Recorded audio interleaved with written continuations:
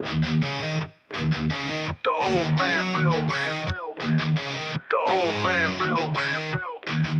The old man builds. The old man builds. The old man builds is broken in the head. People not seeing reality has put him in the red. Where conscious and spirituality been stricken from the norm and replaced with the ignorance of basic magnetic form. The geometry of God keeps running through his head. That's what makes old man builds broken in the head.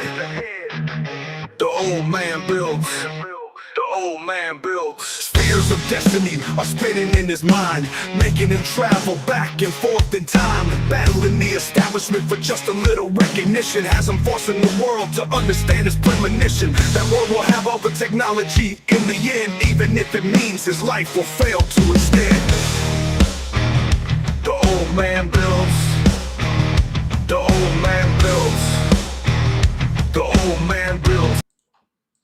Hello everyone, welcome. My name is Nathan, otherwise known as Old Man Builds. What's up, Bernie? Hello, hello. We are joining in together for the first time from the lab. Right on, brother. Oh, how's everything going, man?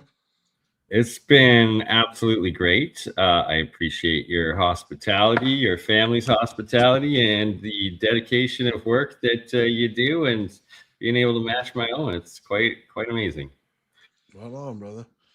Yeah, I see all your videos, man, up in the mountains, hanging out, taking pictures of all the lakes around here.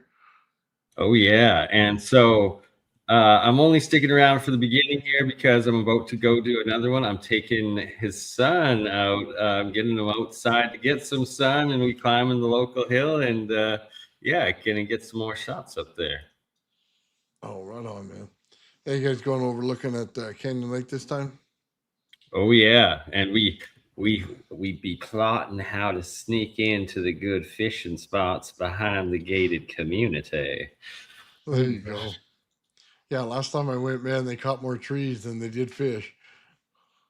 Well, I think maybe you'll be looking for them barracuda, or I guess maybe we'll be cougar hunting instead in that gated community.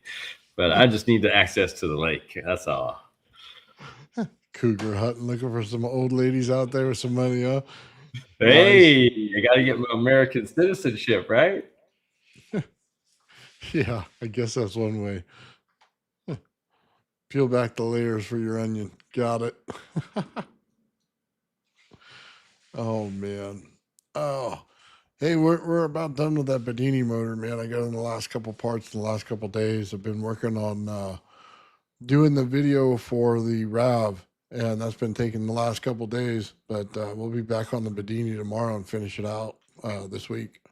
Yeah, so I got to give this man here props because I've been watching him making the RAV video, and shout out to Sean Calderon, and just the amount of work. Nathan's literally done 3 days straight of editing, recording, filming, and making a real documentary. And I half joke, and I'm 100% serious. Hopefully this guy gets hired by Netflix for making documentaries by the time it's done, and you're going to want to see the RAV Plasma Fusion episode when it comes out, because my God, has Nathan put a lot of work into it.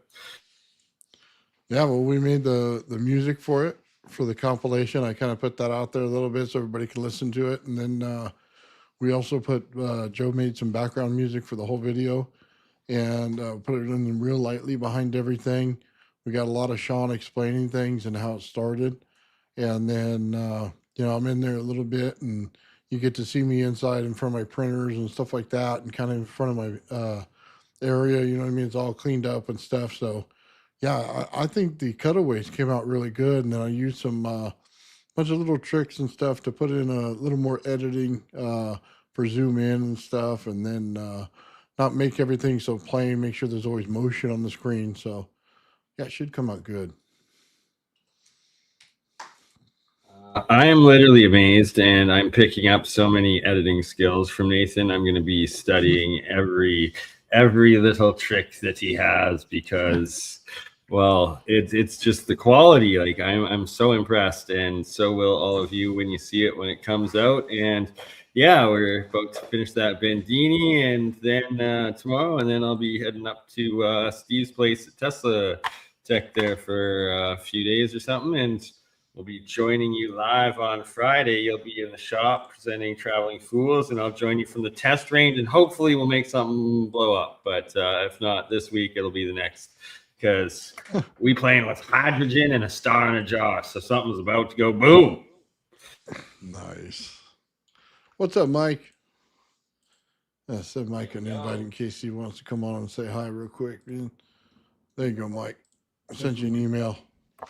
Nice. Yeah, it'd be good to have Mike on right now too, because of you're working on the Renegade pulse motor device, and shout out to Mike for making that, and use a little step-by-step tips if he has them. Either way, we'll pull her off, but good to see you, Mike.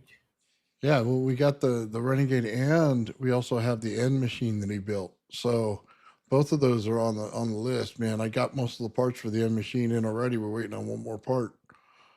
So yeah, we got to study Aaron McCammy's model, as well as he's made a few additions to it, and then there's an additional wiring way of how you wire the solenoid cross back, and it does like a double pulse back essentially to the end machine.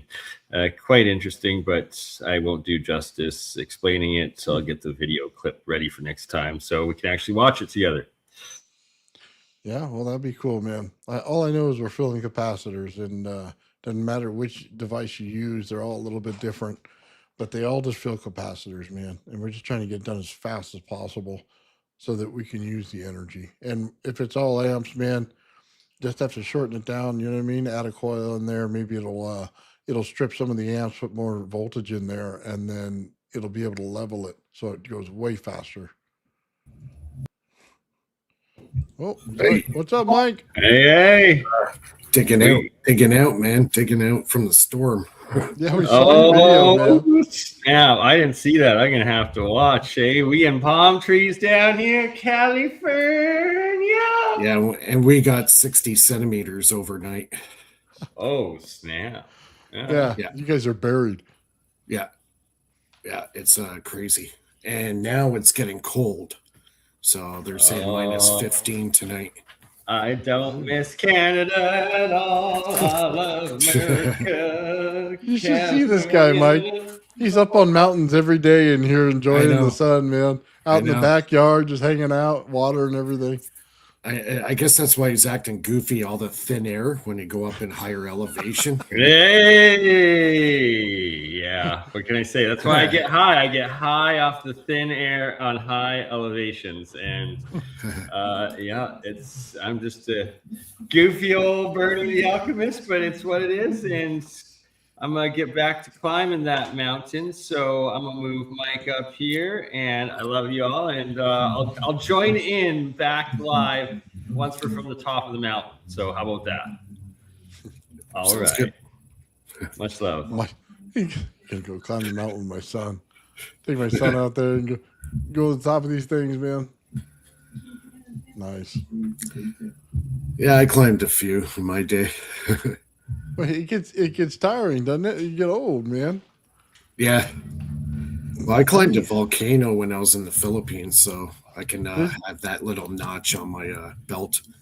Did you look over the side to the lava? Yeah, right. Yeah. Well, it was all full of water, but it was a vent, and then that volcano actually blew up. I think about 6 years ago, it blew up. It's called the Taal volcano, Taal volcano, and in the Philippines, it blew up about 5 years ago. So where we were standing, looking inside the volcano, it was obliterated. It's gone. Yeah, no longer there. Yeah. Yeah. Oh man. So you get your own movie, Mike versus the volcano. Yeah. Well, I climbed that thing in 2009 when I was there. So it was quite a while ago. Oh wow. So and when I was walking up the mountain, I could see, well, the ground was obviously getting a lot hotter as we're getting up higher, and some areas that the tour guide said to us, "Don't stand there; your shoes are going to melt." so I had to watch where I stepped in certain areas, right? And then also the gas too. There was some gas being released from the volcano, so we had to be careful about that because some of those gases can be deadly. Oh yeah. Yeah. Yeah, it's like Yellowstone. You never know what to do, Mhm. man. Stay on the path. Yeah, Yeah. exactly. But it was a good experience. Yeah, it was really cool. Right on, Incredible, man. like incredible part of the world. Like the vegetation there, everything's just so green, like so alive. Yeah. But being on the mountain, you know the soil, you could see it's really dark black, very Uh-huh. rich in minerals and stuff. So like to grow anything on that land is like a sure thing. Like it's gonna So grow like is it like crazy. volcano ash that gets in there and they're mixing with the Yeah, soil? exactly. You know, the magma and all that stuff comes out over time, and all those minerals are being spewed out from the inside of the earth, and basically fertilizes the entire area with rich minerals, and just makes it very fertile land, right? Hmm. So, yeah, it's a pretty incredible place. A lot different than my house, man. It's all a bunch of dirt and there's a few bushes out now because it rained a couple times. You know what I Well, mean? you're more, isn't your area more like borderline desert kind of thing? Yeah, kind of. Well, there's Yeah. the if you go over the hills, then there's the Right. beach, right? But Okay. in the valley, it's mostly, yeah, like you said, shrubs and you know what I mean, desert kind of thing. Yeah. Yeah. Do you have a lot of poisonous snakes out in that area, like rattlesnakes and There's rattlesnakes out there, yeah. You yeah, gotta watch out for them. But yeah? they Better don't. tell Bernie. Yeah, Three I'm sure. mountains, 3 mountains in 3 days, and I've seen one snake, and it scared the hell out of there because it's winter. Got one snake. Oh man. Some of these places you can actually go out and hunt the rattlesnakes. Friends that went out there and did that. Oh yeah, Yeah, I just told them I didn't want to go that day, dude. There's no reason to go do that. yeah. We actually, even in Ontario, we have a rattlesnake. It's not seen too often. They're pretty elusive. We call it the Mississauga rattler. So we do have a rattlesnake that actually lives in this climate. So they go deep below the ground during the winter months, right? So, but they're not seen very often. But they're out there. Yeah. Well, thankfully we're surrounded by a bunch of communities. So they are there. There's just not very many. But once you get outside of this area and go over to like the wine country area, Yeah, then you start seeing them everywhere. yeah. Because they have a lot more prey out there. Like we have wine country that's near Niagara Falls, on the way to Niagara Falls. So we call it Niagara on the lake. So all up in that area there, it's all vineyards, right? So yeah, get a lot of snakes and stuff like that out there. Yeah, it was actually a very important area. Niagara on the lake was a very important area in Canadian history. So you can look Oh, that. really? What they do over there? That's when the U.S. invaded Canada. It must have been like early times in like U.S. Oh history. yeah, it was 18. No, it was 1812. I think it was. I have to look it up the date. It was early 1800s. There was a battle there. Yeah, why would we invade Canada? Yeah, yeah, you guys did. Yeah, you were trying to take over Fort York. Yeah, It's like saying we're going to go invade Russia. Like all the cold there, why would you even bother? yeah, yeah, I mean, we're not going to freeze. I yeah. mean, Well, I know like the U.S. forces, they come into Canada quite often for training, yeah. to learn how to train in the cold climate. I have a few friends that were Canadian military, and they would see regiments from the U.S. come up and train with the Canadians in the sub-zero temperatures. So we were the best teachers in that because we know how to fight in that kind of a climate, right? Well, yeah, you wake up and it's what, -20, -10 out there. Yeah, yeah. Like this weekend coming up, they're saying this Saturday it might hit -24. So that's a little chilly. Yeah, I'd Little say. chilly for my liking. Let me put it this way, Mike. It was what was it, like 30 degrees outside? Now I'm thinking it's freezing. You're probably thinking it's a summer day. That's 30 degrees to me is nice, like perfect. Like right there at the 30-degree mark is my perfect. Yeah, that's what yeah. I We're like. But we're looking at the roofs like starting to freeze over a little bit at night, stuff like that, and I'm thinking, man, it's cold outside. yeah, but Usually it's here it's the wind chill, right? It's when the wind comes off Lake Ontario. That's when it really hurts. Like it's so cold it hurts. So yeah, no, thank you. yeah. Yeah, dude, I don't even walk in the cold aisle too many times, man. That stuff, if you got screws in your body, they hurt. You know what I mean? They start Any throbbing and stuff in the arthritis or cold. yeah, if you got arthritis or rheumatoid or whatever, yeah, you're in a world of pain. Yeah. Mike, check it But, out.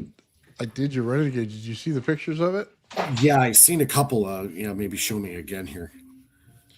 Yeah. I don't know if I have them right here, but I did. I like the wheel, how you did the wheel and everything. That's cool. Oh yeah. I did the wheel. Now, I noticed you're using metal bearings. The ideal bearings for this one would be ceramic bearings.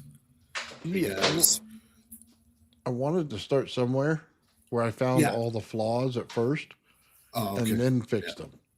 Like, for instance, you saw my coil, right? And you saw all the rods in there, and automatically you told me not to do it. Mhm. Yeah. And I did it anyway because I wanted to see why, you know what I mean? Because I don't work with pulse motors, you know that.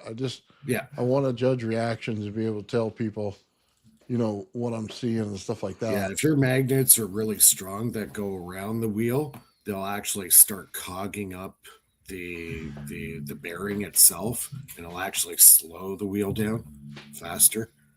So you want that as free. Okay, that's good. Yeah, your coil there with the rods. Yep, that's cool. Well, last time you said to insulate the rods. Remember, tape every one of Yeah, them. you should. Yeah, you should insulate them because what's going to happen if you don't have them insulated from each other, you're going to, when it's doing the back spike, you're going to get a lot of eddy currents going in there, and that could cause potential heating of the coil. Gotcha. And then we lose the effect, right? Yeah. So that's kind of a critical area. So that's good. Well, I say that's good. That's good because then I can show it on film and, you know what I mean? Put the temperature gauge right there and show that it's heating and then put the right coil in there. Because what I did is I made a 3D core for this thing at a PLA where the individual ones go in and slide in. Okay. So there's spacing in between them. Yeah, automatically. Yeah. Cool. So it's just it's a little easier way to do it, but it's a slide in, slide out deal. Right. So that's why I wanted to do kind of some of the stuff like that. Same thing with the Bedini motor. You know what I mean? Overload some things, kind of do some things wrong, show how we fix it, show why they're done that way. You could also run it as an air core. There's nothing stopping you from doing an air core. You could also test that. I've never really been a big fan of air cores, but I have actually, instead of putting a solid, those rods in there, what I did was I put a metal ball and I blocked off both ends. So when the back EMF spike happens, it shoots the ball back. And when it shoots it back far enough, it doesn't cog the wheel. It's like you see what I'm saying? So it's like a spring effect. Yeah. It springs back every time. Yeah. It go boom, boom, boom, boom, boom, boom. You'll hear it pattering back and forth inside. I've done that and got some interesting results with that. Huh. Well, I did follow your ideas about the bearings. So the birdshot, like stuff like that. I have a whole thing of that to put in there with some epoxy. Yeah, that's perfect. And before you even put the those bird shots in, you have to insulate them so you don't get the eddy currents. So you have to spray them with a paint or something or a varnish or whatever, and make sure the balls actually have a coat of varnish on them. Let it dry thoroughly, and then put it in and make it form. Yeah. That's so in case any one of them touches together, That's right. Create an eddy current. Yeah, because the idea with the birdshot, because birdshot has a very low iron or carbon content in it. If you get I think a number 7 birdshot, I think it was, has very little carbon in it, which they call it soft steel. It's actually very soft. Because of that, when the magnetic field collapses, usually in metals, especially like iron, it tends to hold the magnetic field for a few seconds after. You want that magnetic field to collapse right away, instantaneously. And that's what the number 7 birdshot does, because it has very low carbon in it. And it releases the magnetic field very fast. Okay. This is all from Paul Babcock in his motors. That's what he did. Nice. So he's tested it, and he says you get a really, really good coil. Probably the best core material you could use. So let's see. So would you say throw like a little wafer in to divide them, like paint them, put them in there at like each layer? Yeah, that's what Paul Babcock says. You could do like one layer, fill it with epoxy, and then after it dries a little bit, pour some more balls in there, and then a layer of epoxy on, and just do a layer by layer, layer by layer. Yeah, okay. And the epoxy will fill its way all through the balls and everything, and it'll just be one solid mass when you're done. Nice. Yeah, that'd be good, man. So that's your best bet. That's actually better than using the rods. But I haven't been able to find number 7 birdshot here. I have to actually have an FAC to buy it. It's a small arms fire license. So I can't even buy the ammo here. That's the problem. Just get it at Walmart here. Here I need a license. I need a FAC, small arms fire license. So man. The laws are different here. I can't even purchase the ammo. And it's just metal balls. That's all it is. There's actually nothing to, like, there's no gunpowder or anything. It's not even in a shell. It's just the balls. But even that, because it's classified as a firearm ammunition, I can't buy it. Oh, that's terrible. Yeah. Right. So that's why I haven't been able to do it. Well, so if anybody wants to donate me some number 7 birdshot and send it in a paper bag. Send it in a paper bag. Isn't that illegal to send it over the border? Yeah, maybe. I don't know. If it's just small round balls, I don't know if they would even know what it is. That's how I got through in a paper bag.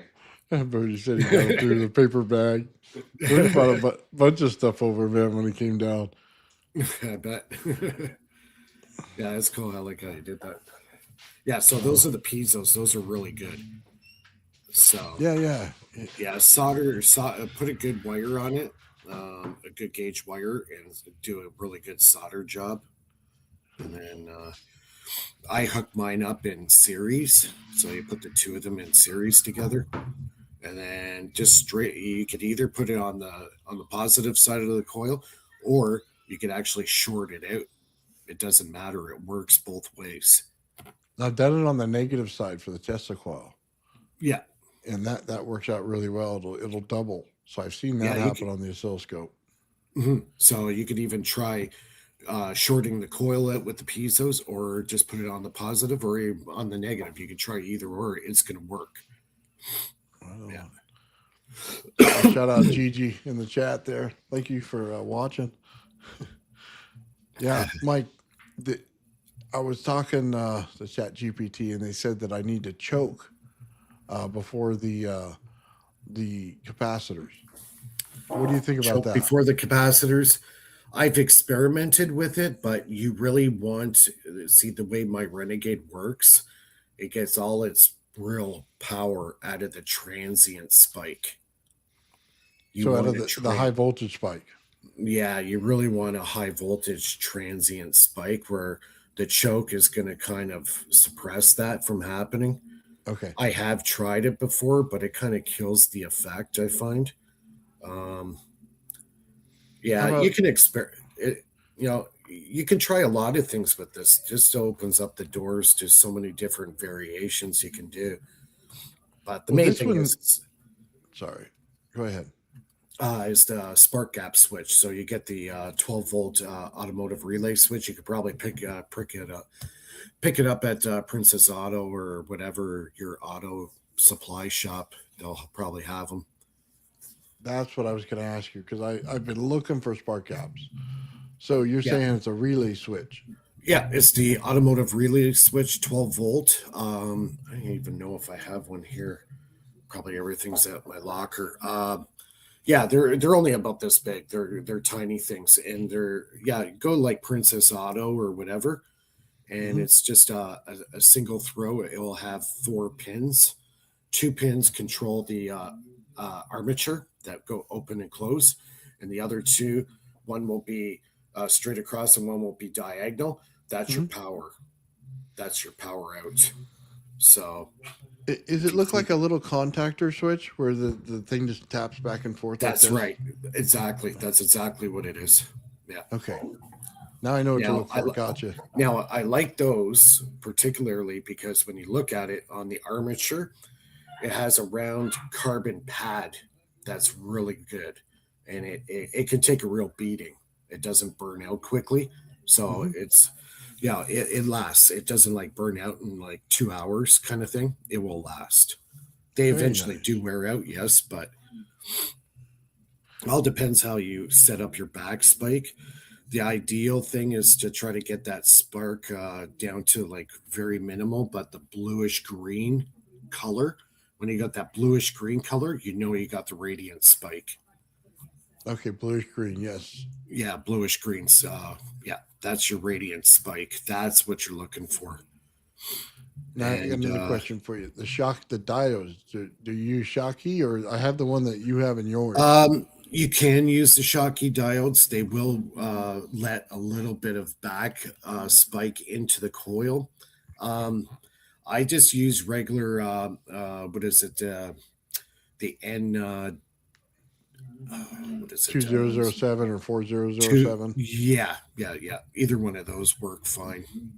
Okay. And then you got your full weight bridge rectifier there. Yep, that's good. And then you can hook it up to a step up transformer from there. Make sure it's a isolation transformer.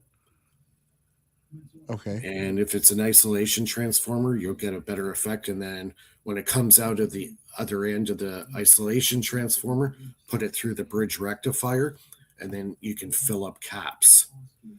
And what I do is I get I think it's the one I have is 60 volts and it's 12,000 microfarad. It's those big blue ones.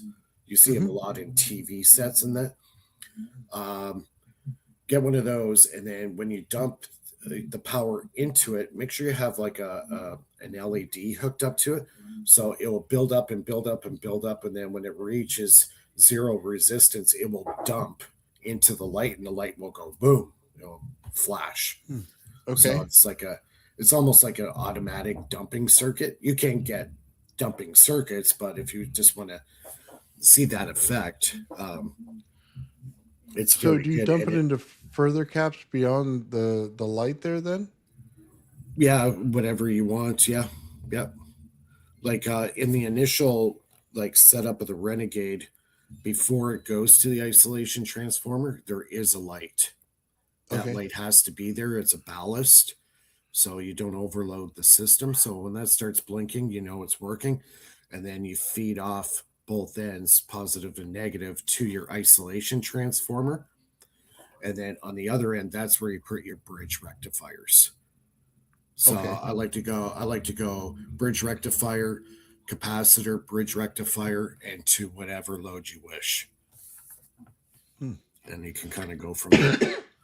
So what is the load? Does it have to be anything special, or just put like a little motor out there, or A motor, a light, whatever you wish. Pretty much sky's the limit. The reason why I go from the isolation transformer, I go rectifier, capacitor, rectifier. I'm trying to smooth out that signal. So actually, after that, you can take that power coming off that capacitor and put it right back into your battery that's running the Renegade. Okay. And it won't short out because you've changed the symmetry of the signal. I wanted to put it on a trigger switch with a to control the frequency, and then I wanted to control the duty cycle. Yeah, afterwards. you could do that too. Yep. Yeah, as soon as you rectify it, put it through a decent sized capacitor and rectify it one more time, sky's the limit. You can do whatever you want with that. And at that point, it'll be DC or AC? DC. It's It'll be DC, DC? straight DC. Yeah. Perfect. Yeah. Oh, And man. if you want to loop it back into the motor, you can do so because you've changed the symmetry through those two bridge rectifiers in the capacitor. It changes the signal completely. The motor doesn't even recognize the power. Really? Yeah, it thinks it's a foreign power coming in. Because normally, if you were to go off the light from the initial setup, even like before you put it through an isolation transformer, if you try to loop it back to your battery, it'll short the whole thing out. It'll die. It'll cog right up and heat up your wires and heat up your battery and everything. Yeah. Oh, really? I didn't know that. Yep. Yeah. You cannot directly loop that motor back into itself. It will blow up. and on the hold on 1 second. Yeah. Yeah, just give me 1 sec here.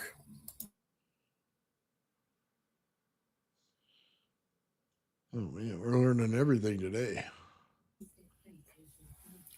Yeah, sorry about that. My daughter was going a little crazy with her video game and hooting and hollering.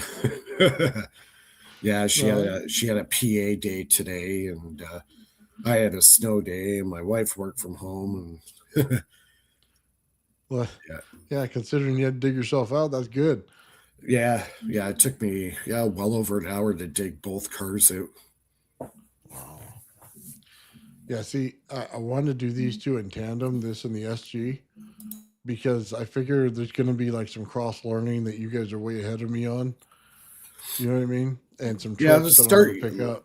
Yeah, you start with the Bandini first. Honestly, you start with that, get that running good, understand it, and then the Renegades just kind of like totally. I don't know if you would say similar, but it's kind of I made a right hand turn kind of thing. Well, I figured you did. That's what I wanted to see. But the real thing that you'll find really interesting when you get this motor tuned really good, you could put, say, 48, 50, 60 volts into it, but it will take like microwatts to run it. Like your current, if you put a amp meter on your battery terminal going to the Renegade, it'll be down to like 20 milliamps, 30 milliamps, if that. Sometimes it'll even go lower. That's the interesting thing about mine.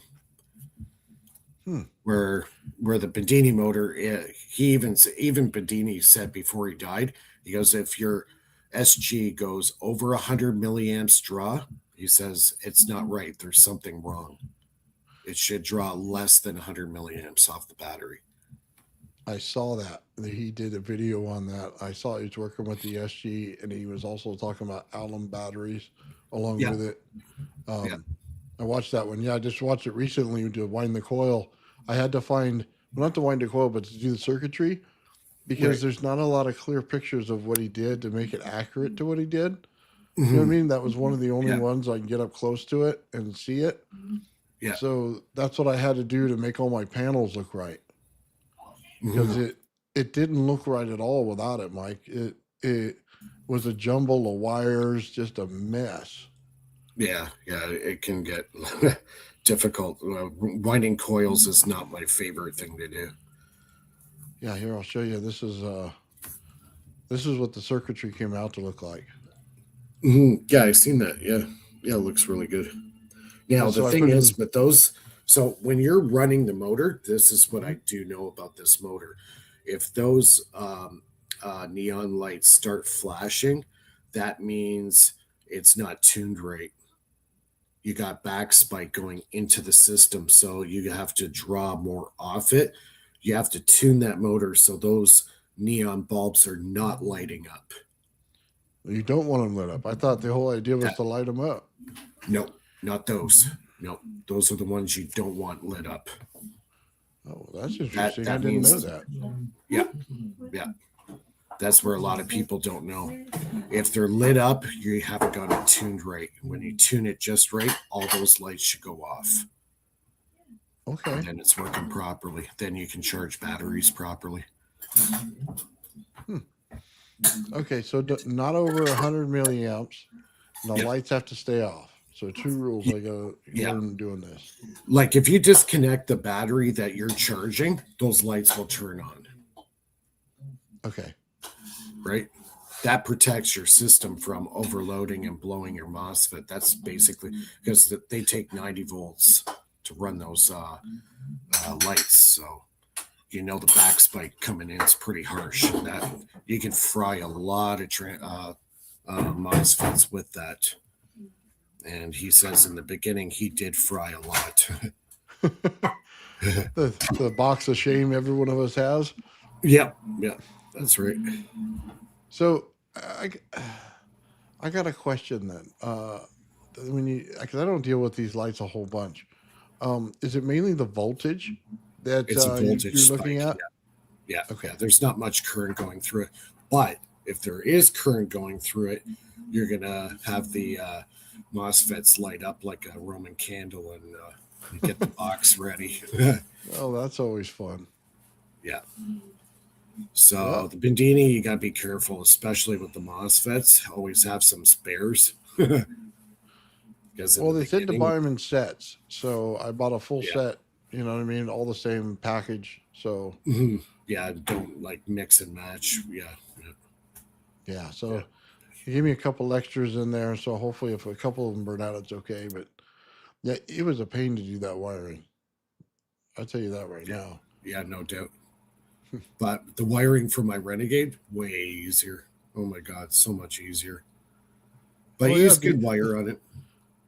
What are you thinking? Like 14 or 16, somewhere in there? Yeah, 14 to 16 gauge is fine for wiring. Yeah. Nice. Okay. Yeah, I think I even run 18 on my Tesla coils because they don't heat up. And use the wire connectors too. Don't just like, around kind of thing. Do a proper, wire. No, I always solder them and put the insulation on them. I hate crimping things. It pisses me off. I never crimp them hard enough, and they always fly out. And at some point, they just tend to piss me off. Yeah, soldering is always the best. Yeah, it'll be cool when you get it running. I'm really interested to see how it works for you. Yeah, the only pieces I have to do, Mike, is on the sides of this thing. He had those connectors that you put on the front right here, and I had the wires. But in order to get the PLA to look right, I couldn't put them there. I had to put them on the sides. Okay.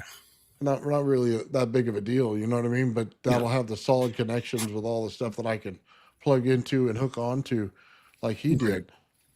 But I guess that was more of a choice of mine to make it look a little different, you know what I mean? But keeping the same overall look. So it's you got to personalize it a little bit yourself, right? Your own little, ingenuity and style and whatever. Put your trademark on it, whatever. You know how that goes. You got to put your label on a little bit.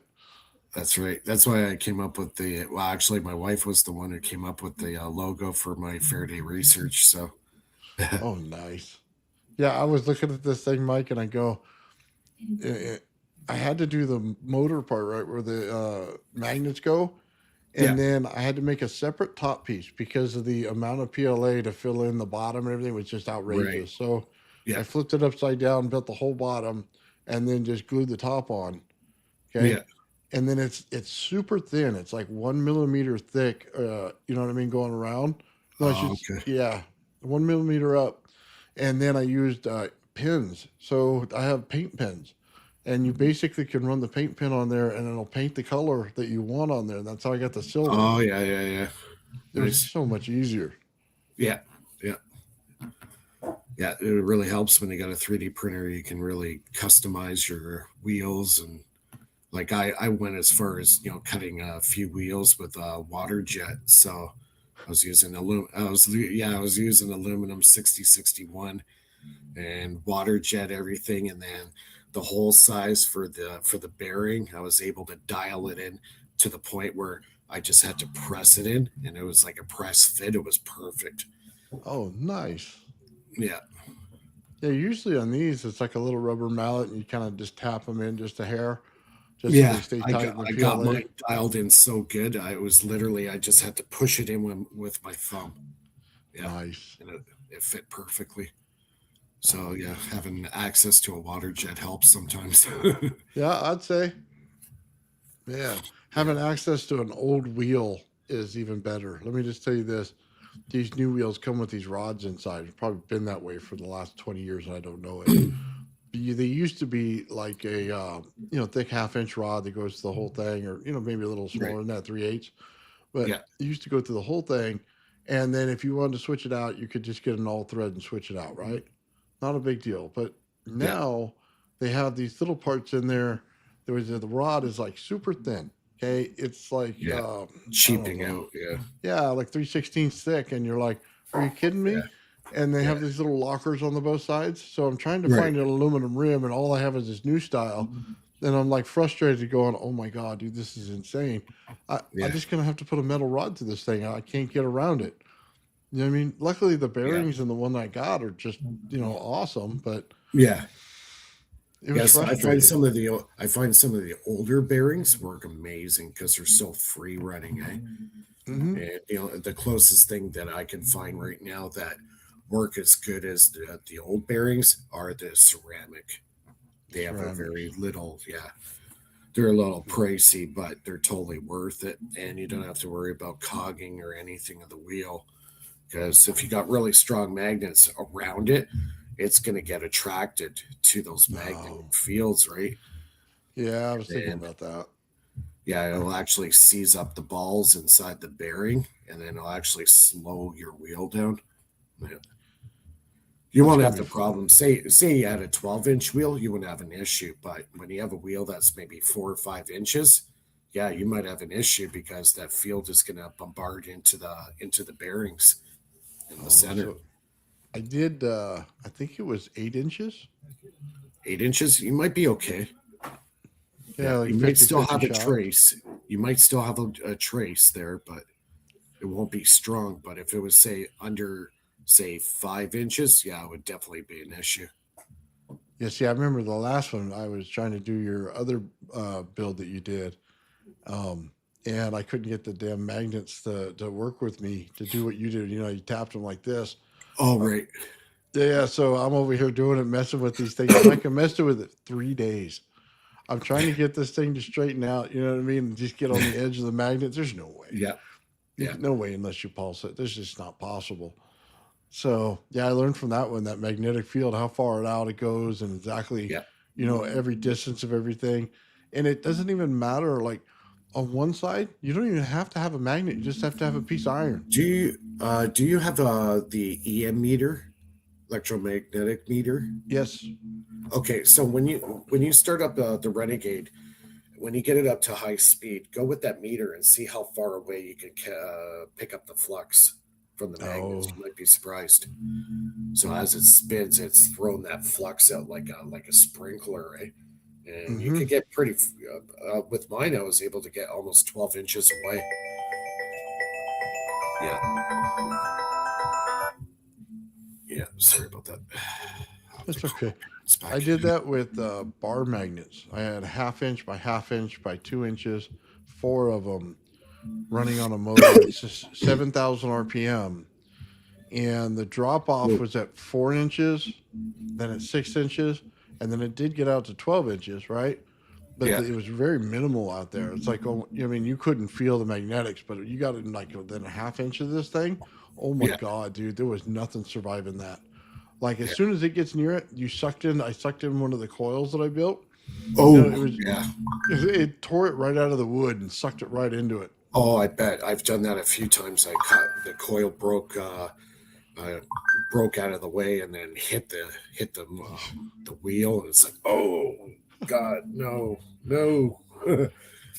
I learned to put in the wood insets from the bottom. You know what I mean?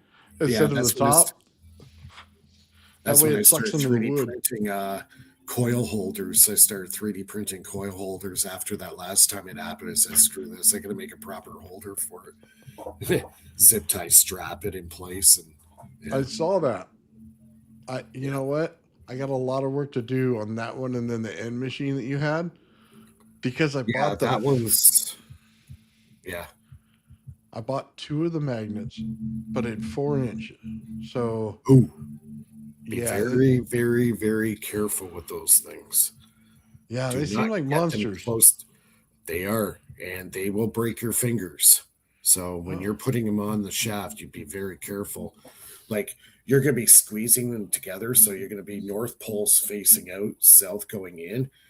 But I would have a metal spacer on the rod that you're using, so about say maybe about 1.5 inches apart, and then you got to wrench them on and then screw them into place. So you have to do one first and then put the second one on, and you have to wrench it down, push it down hard, and then screw it down into place and hold it. Yeah, it could be a little difficult, but you got to be careful they don't flip over and then clap together, Oh, because the yeah. ones See, I I was had were like 700 pounds lifting capacity or something. They're yeah, I was gonna potentially dangerous. put the shaft on it, and then build a piece of PLA for locking, so that they No, the stay. PLA won't hold. It won't hold it. Oh, No, no, all right. no. You have to use metal or brass. If you can get brass, even better. What if I stick wood in between them as a divider when I set You them could up? do that. You could do that. Yeah, yeah, would work. But like as far as screwing them in place to lock them in, yeah, either brass or stainless steel nuts. Yeah, because I put it on a threaded rod, right? That was the only Mhm. way I could push them together as much as I could. But my device got about 25 to 30 amps when I spun it up. I saw that. But 80 to 100 millivolts, that's about as much voltage you're going to get out of that, but huge amount of current. Well, hold on. Did you? Okay, so you used 2 magnets, right? One on each Yeah, side. 2 of them squished together. Yeah, and I Oh, had 2 brushes, one brush on each side, and I had them on a spring so they could go in and out if there's some flex in there, right? And okay. then especially on this setup, you have to use ceramic bearings. No ifs, And, no ands, or buts about it. oh, Have to then you use go order ceramic some. bearings. Yeah. Okay. So They sell those at that's Amazon, or do you have to get them yeah, they special? do. Yeah, they're like $15 each Canadian, so it's like $10 US each, depending on what size you get. But yeah, Oh, that's going to yeah, be an that adventure. that Mike, that these one you things are got to be huge. careful. They're like Oh yeah, this big. Yeah. oh yeah, they're dangerous. I had them actually clamped together once on me. It took me 2.5 hours to separate them. Did really? I kid you not. I had to slide them like this sideways. Uh-huh. So I'm on the floor on the rug and I'm pushing on the one magnet and I'm trying to like slide them. Oh my God. I thought I was going to break my hands doing it. So I got a question for you then on these things. The magnets themselves have like a shell around them. Right. Yeah. So Okay. those are the north. Those are the north. That's the ones you want facing out. Okay. Yeah. And then And the open part yeah, it on the just one side. spins. Yeah, it just spins. Yeah. Okay. But it's open, right? They're both open to each other. Is what I'm Yeah. saying. Well, they'll have the feel. You'll feel it when you're pushing them together. You'll feel it. Um, but the contacts on the outer diameter are on the north side on the outside. So I always have my north facing out.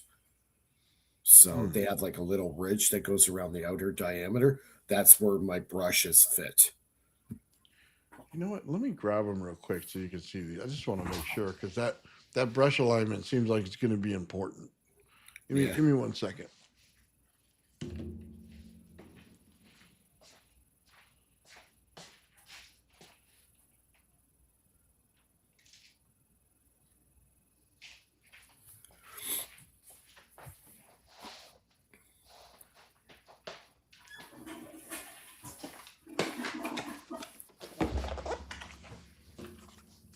All right, let's check this Oh, these things are big. Yeah, there you go. So it's got Oh, you these. don't have the hole through the center. Okay. All right. Seems like you And they needed have, a moment. Oh, you already got it. My bad. you're gonna okay, you're gonna have to do yours a little different. You don't have the hole going right through it. No, they didn't That's sell okay, them though. that way. They only sold them with the flat. It's the only one I saw on Amazon. Oh, okay. So that's all right. That's cool. You'll have to do the bearings in the middle.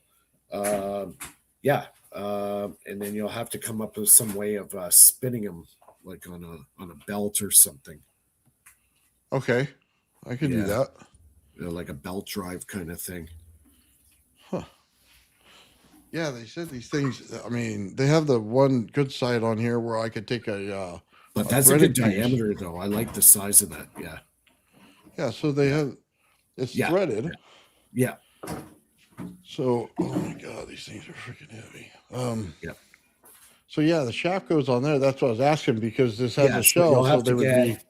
Yeah. So you'll have to get a rod. Yeah, yours going to be more complicated because you're going to have a belt to spin it.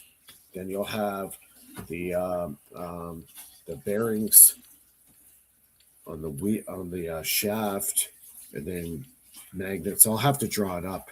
Yeah, it'll be more like almost like a bicycle setup in a way. Yeah, yeah. And so they're on each side of it. Yeah, on the Yeah, outside, yeah. not on the part where they. So that's why I was asking about the shell because the shell Yeah. cuts down the magnetism on the outside a little bit. Yeah, Probably not when it's well, a spinning. little bit, but closer you can get them together, the better. Yeah. Oh wow! But Plus, we either get them way, together it's- without snapping. Either way, it's going to work. So, yeah. If I got the wrong ones, Mike, let me know. I mean, I'll return them. Yeah, But- let's see the face of it again. Yeah, those will work. Those will work. Yeah, Nice. Yeah. Yeah, it's like 4.5 inches, something like that, something crazy. This thing. yeah. Bigger diameter, the higher amperage you're going to get. So if you're spinning it at about 3,000 or 4,000 RPM, you should get it over 30 amps. Oh, nice. Good. I just wanted to see a result out of it. You know what I mean? Yeah, it's So- pretty cool when you see it for the first time. And do it with an analog. Don't use a digital. Use an analog amp meter. I bought one. I bought it There just you to go. put on the board with it so they could show it at all times. Yeah. Use the analog. Nice. Does it have the shunt built in the amp meter? It'll say on the box. it has if it it's got a outside. shunt. Yeah, there's outside. There's this little thing that goes like this, and it has two different spots. to hook Right, into. that's your shunt. Yeah. Yeah. That's what you want. Yeah.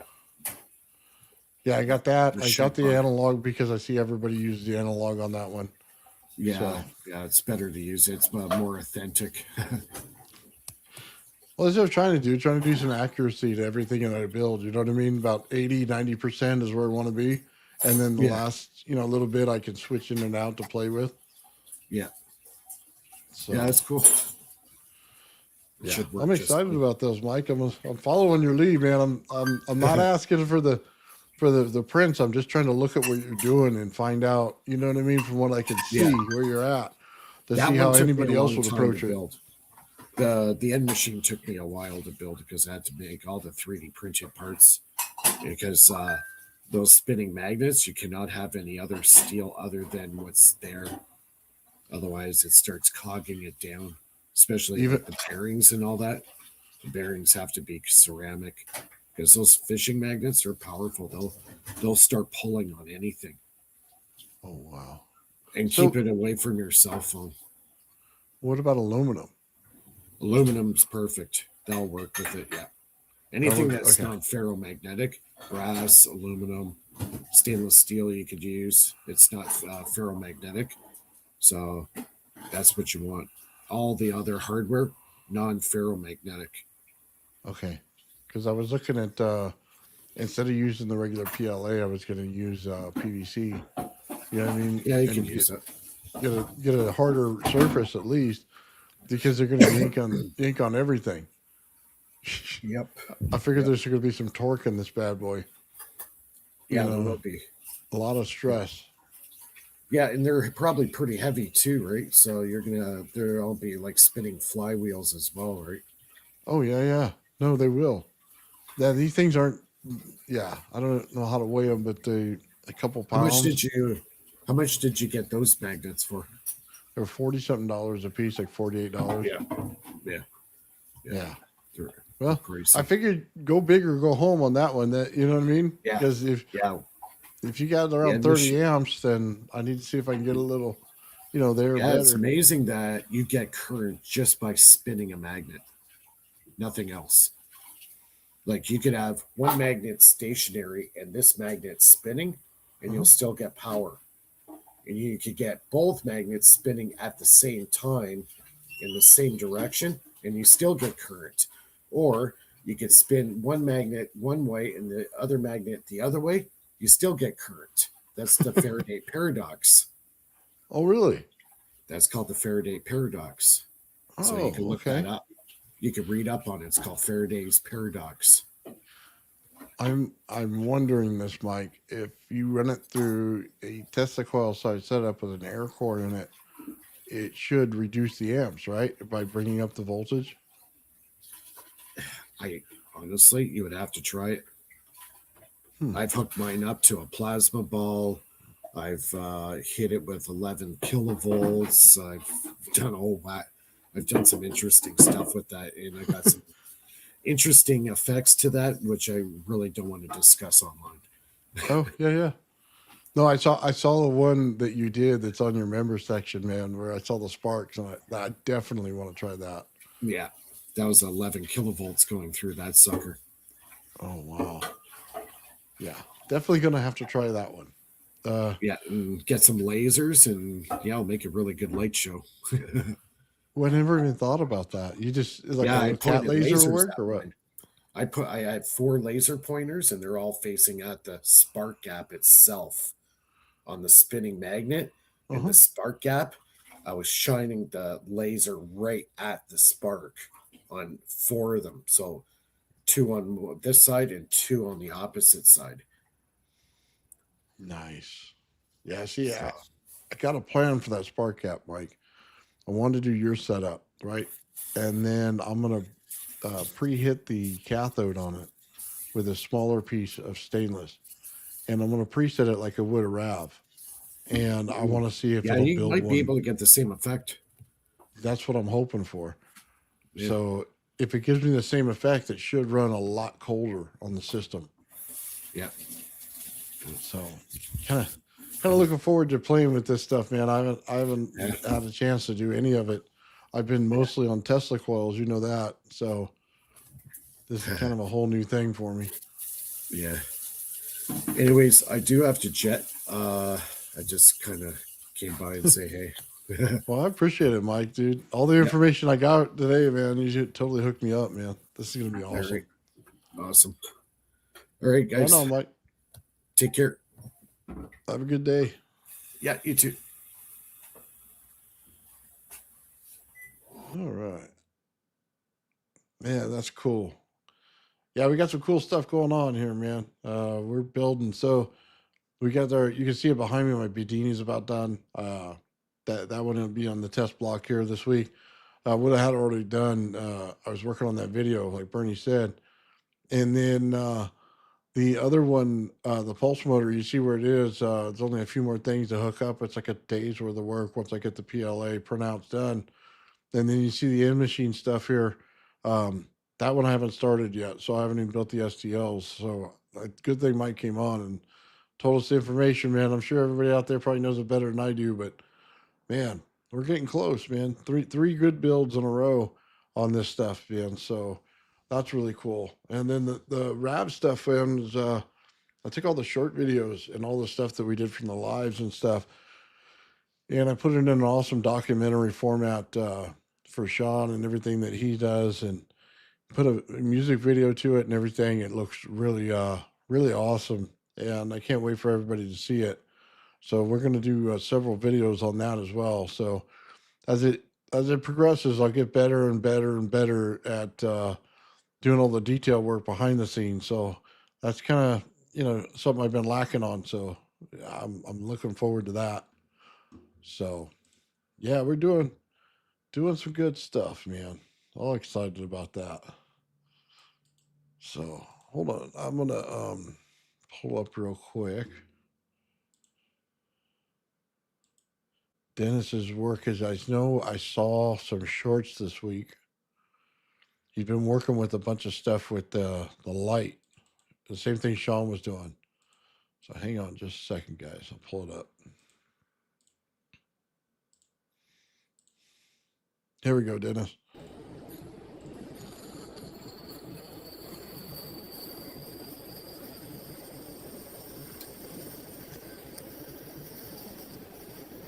Look at that.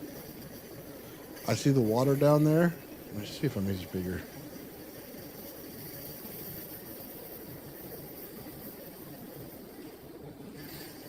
I did buy lead acid batteries, Johnny. That's the only ones I bought. Didn't buy anything else.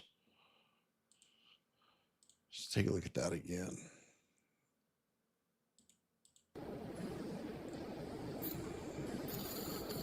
You see, slow it down a little bit, it looks like. That's cool. Doing great work, Dennis. That looks just like when Sean did it in his. I even see, look, if you saw that, right, hold on. Let me pause it at the right time. Because I think you got right there. It looks like you formed a rav right on the side. You can see the bright spot right there. It looks like that you picked it up right then and there. That it immediately went to the glass. So did you have etching in the glass? The tube was thin. Yeah, it should have started to etch out right there on that glass. So that's really cool, man.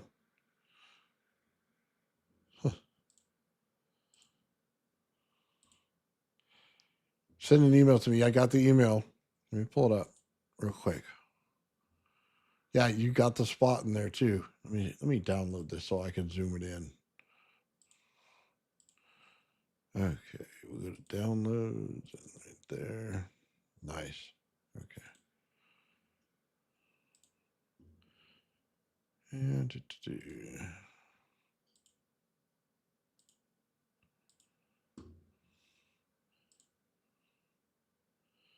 and of course it's not there. Let's see about an image file. There we go. Yeah, you can see it real good right there. I see a lot of bubbles from the water and stuff. Yeah, real bright on the side.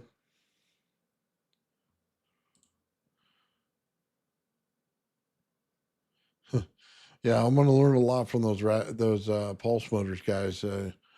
Usually I don't do that kind of stuff, so it's going to be an adventure for me. So I made sure I bought the right equipment for it.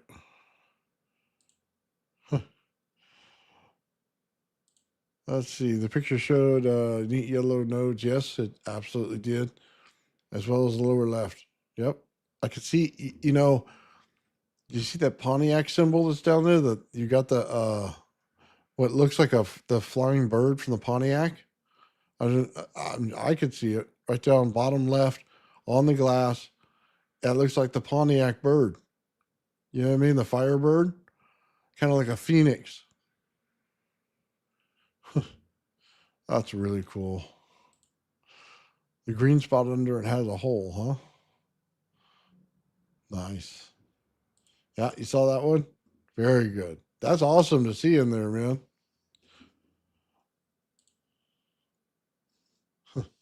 Yeah, there's a lot of different information out there, guys. Just so you know, that's why I wanted to do the motors myself. So we'll see the results and you can get the accuracy, from what to do, what not to do, and things like that. Just by seeing, every mistake that I make. So upper right, I see the green in the upper right. Yes. I see it right there. It looks like, what is it? 200? Is what it looks like you got right there, or like an OC is what the shape is. I see that. Yeah, Dennis is doing awesome on this. Let me go back to his channel and pull up the other one that he had there. He's actually got a piece of crystal too, so hang on.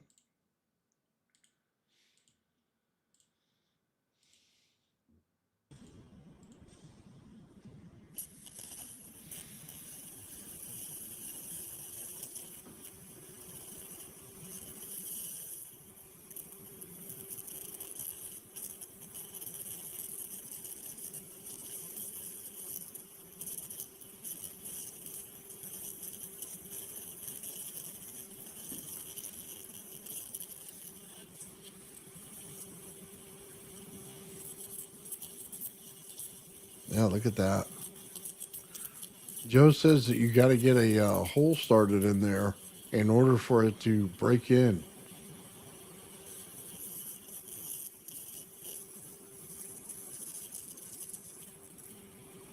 Yeah, you can see it starting to form the rav a little bit as it comes up closer to the crack line right there.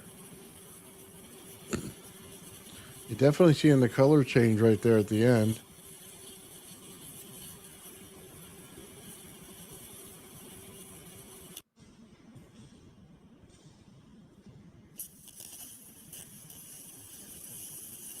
Oh, right there. See, it hit it and then it stopped. Let's see if we can't get that on the spot.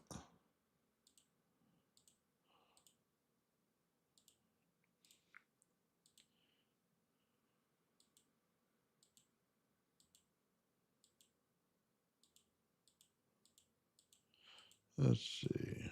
I can see it starting to want to form right there. Ooh, that's the right color. Come on. Nope.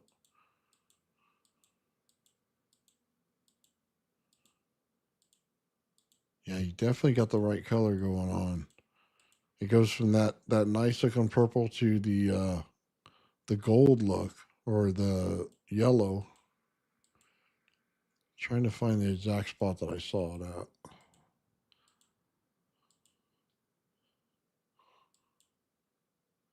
Yeah, you can see everything changes as soon as you get to that color. Let's try to play it again.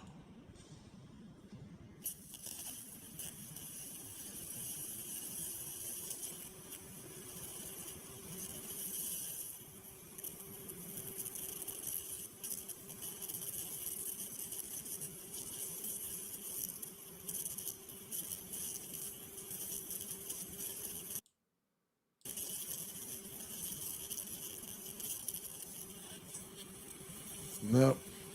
It looks like it didn't. It's trying to, but it doesn't look like it's curling as much as it needs to. It definitely got the right color in it.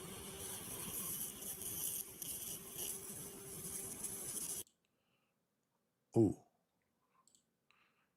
Right there. Look at that. It's like an open core donut one right there. You see it? Man. It's close. Yeah. Really close, man. You got it right there. Like I said, Joe says when you go into these things, in order to get that whole thing to light up, you got to get a little bit of a hole in there. So, oh man, you know, society, man. Yeah, we shock rocks. Yeah, we do the other things, man. We make ravs, we make motors, everything else. Yeah, I build an anti-gravity device. All of it. You know, science is science, man. I love it. Yeah, you got it as a spiral, like right there. Let's see if I get a better picture of it so you can see what I'm looking at.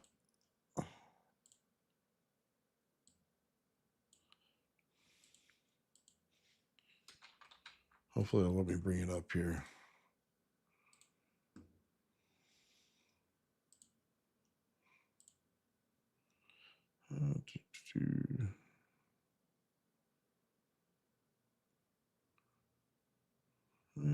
Come on, it's got to be like right here. There it is.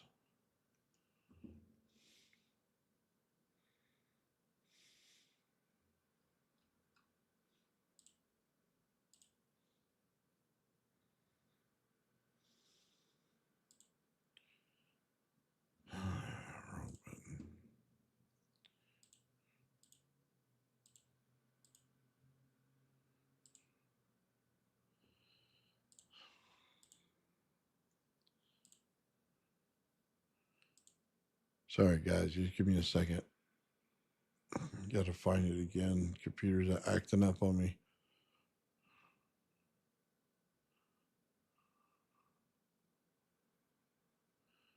There it is. There we go. Think of that. It's the only one I've ever seen a plasma donut not in a vacuum chamber. Congratulations on that, Dennis. Yep. Usually they do not form donuts. I went through this quite a bit, man.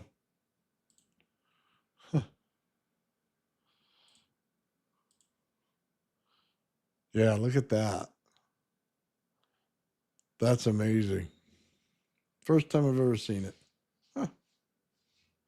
The thinner quartz glows. I would imagine it would, with all the reflections of light you're getting into it. Absolutely.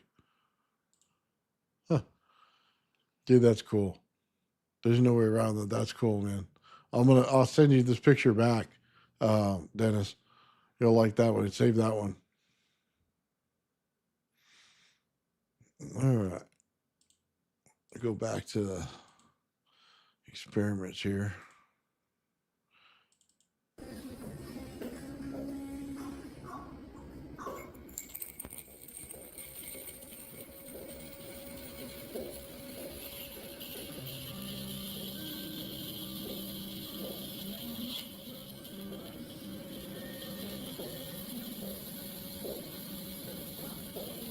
Yeah, you can see it etched in the glass right there.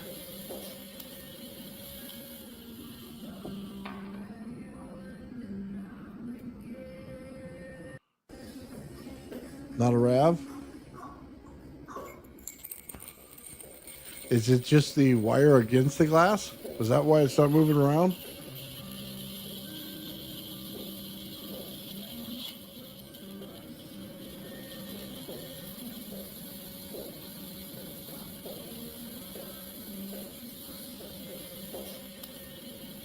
Yeah, it looks like it. Dennis, I'd take a look at that picture because it looks like you got swirls going on in there. It's worth a slow, zoom in and slow motion that sucker. I don't think I'm going to be able to capture this one.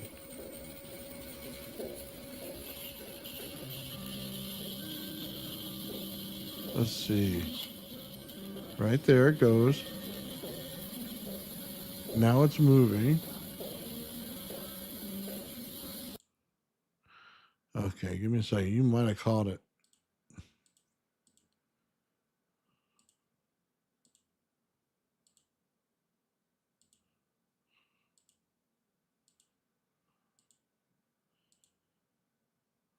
Yeah, there's definitely something in the glass.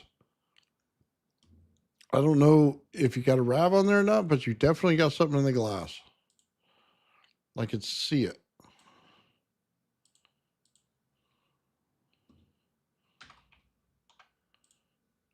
So let's see.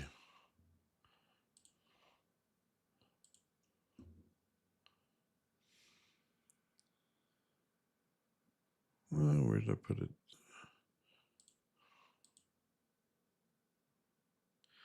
Yeah, you see right under the bright spot. Check that area right there. It looks like you got the swirls in it. I can see the line right there. I can see the line there, and the one on the left side, it almost looks like a bull's head with a little dot in the center. Yeah, you definitely got some swirls going on in there.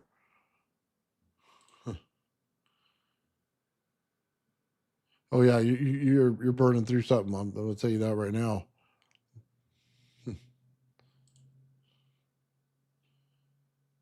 The green effect shows the RAV was there. Yeah, I didn't zoom it in on that one. Yeah. Oh man, we'll have to go back to the video and look for the green dot in there. But yeah, you could definitely see the carvings in the glass. So we'll go back to the video file. Sorry.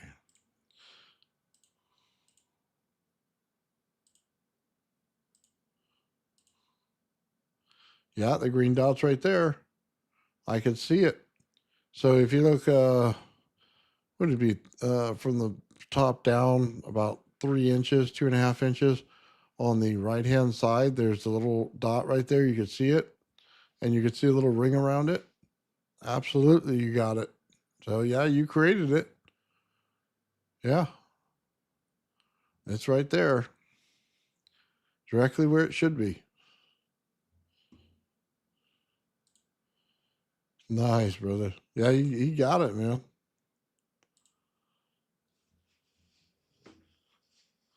That's cool.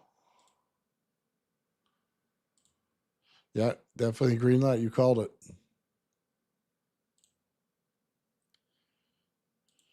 Right on. We'll let this one play.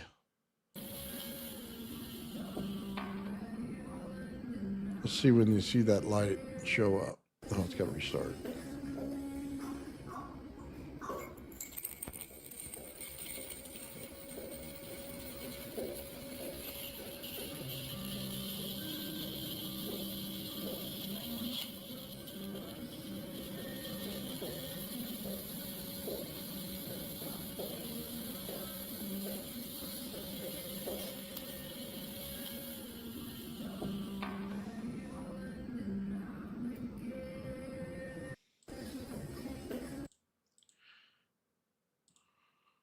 Let's see. Used to try teach actual engineering principles on here until everything I got regurgitated as mysticism. I don't think anything that we do on here is mysticism. I'm sorry if it came out that way. I know to be honest with you, it may sound something like that, but I never view anything like that. I know how sacred geometry works, and I know how you build it into systems and engineering. I don't think it's mysticism at all. I think it's just an engineering thing. I'm pretty much on your side on that one. There's no crazy stuff or woo stuff to me. It's all engineering. It just had to be proven out. So sorry if that's what's going on, man, but I'm definitely on your side on that one.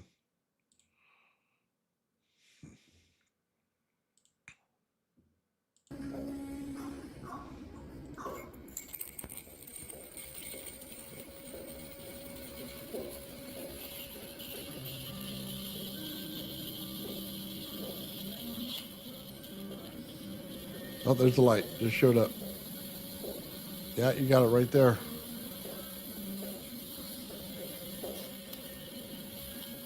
Yeah.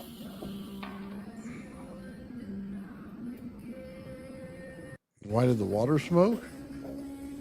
Probably because you're breaking down the water itself. You get it bubbling. It should be releasing hydrogen right now. So you get a flame look and releasing the hydrogen right there. And of course, if you burn hydrogen, you get a little smoke. So yeah, that's what Sean got. Yeah, you got some micro bubbles going on. You got to remember to release hydrogen, all you need is ionization. So, like, even the purple right there does it. A fluorescent light bulb in water gives you ionization. You know, you got high voltage out there enough, you can get ionization. So, yeah, you're breaking it. Just like, Bernie does all these experiments here, and he puts 5 volts in there, and he gets all the bubbles to start. Some of them run on their own, man, and he's definitely getting hydrogen out of them. So, I would imagine that's why you would get that. Yeah, we were talking about this, I think, with Friday on Joe. Yeah, that's what I think you're getting. Because look at your water. It's boiling, right? But I don't think that's boiling. I think it's bubbling. I think you're separating, hydrogen and oxygen. Definitely taking your toll on that piece of glass, that's for sure. That thing cracked.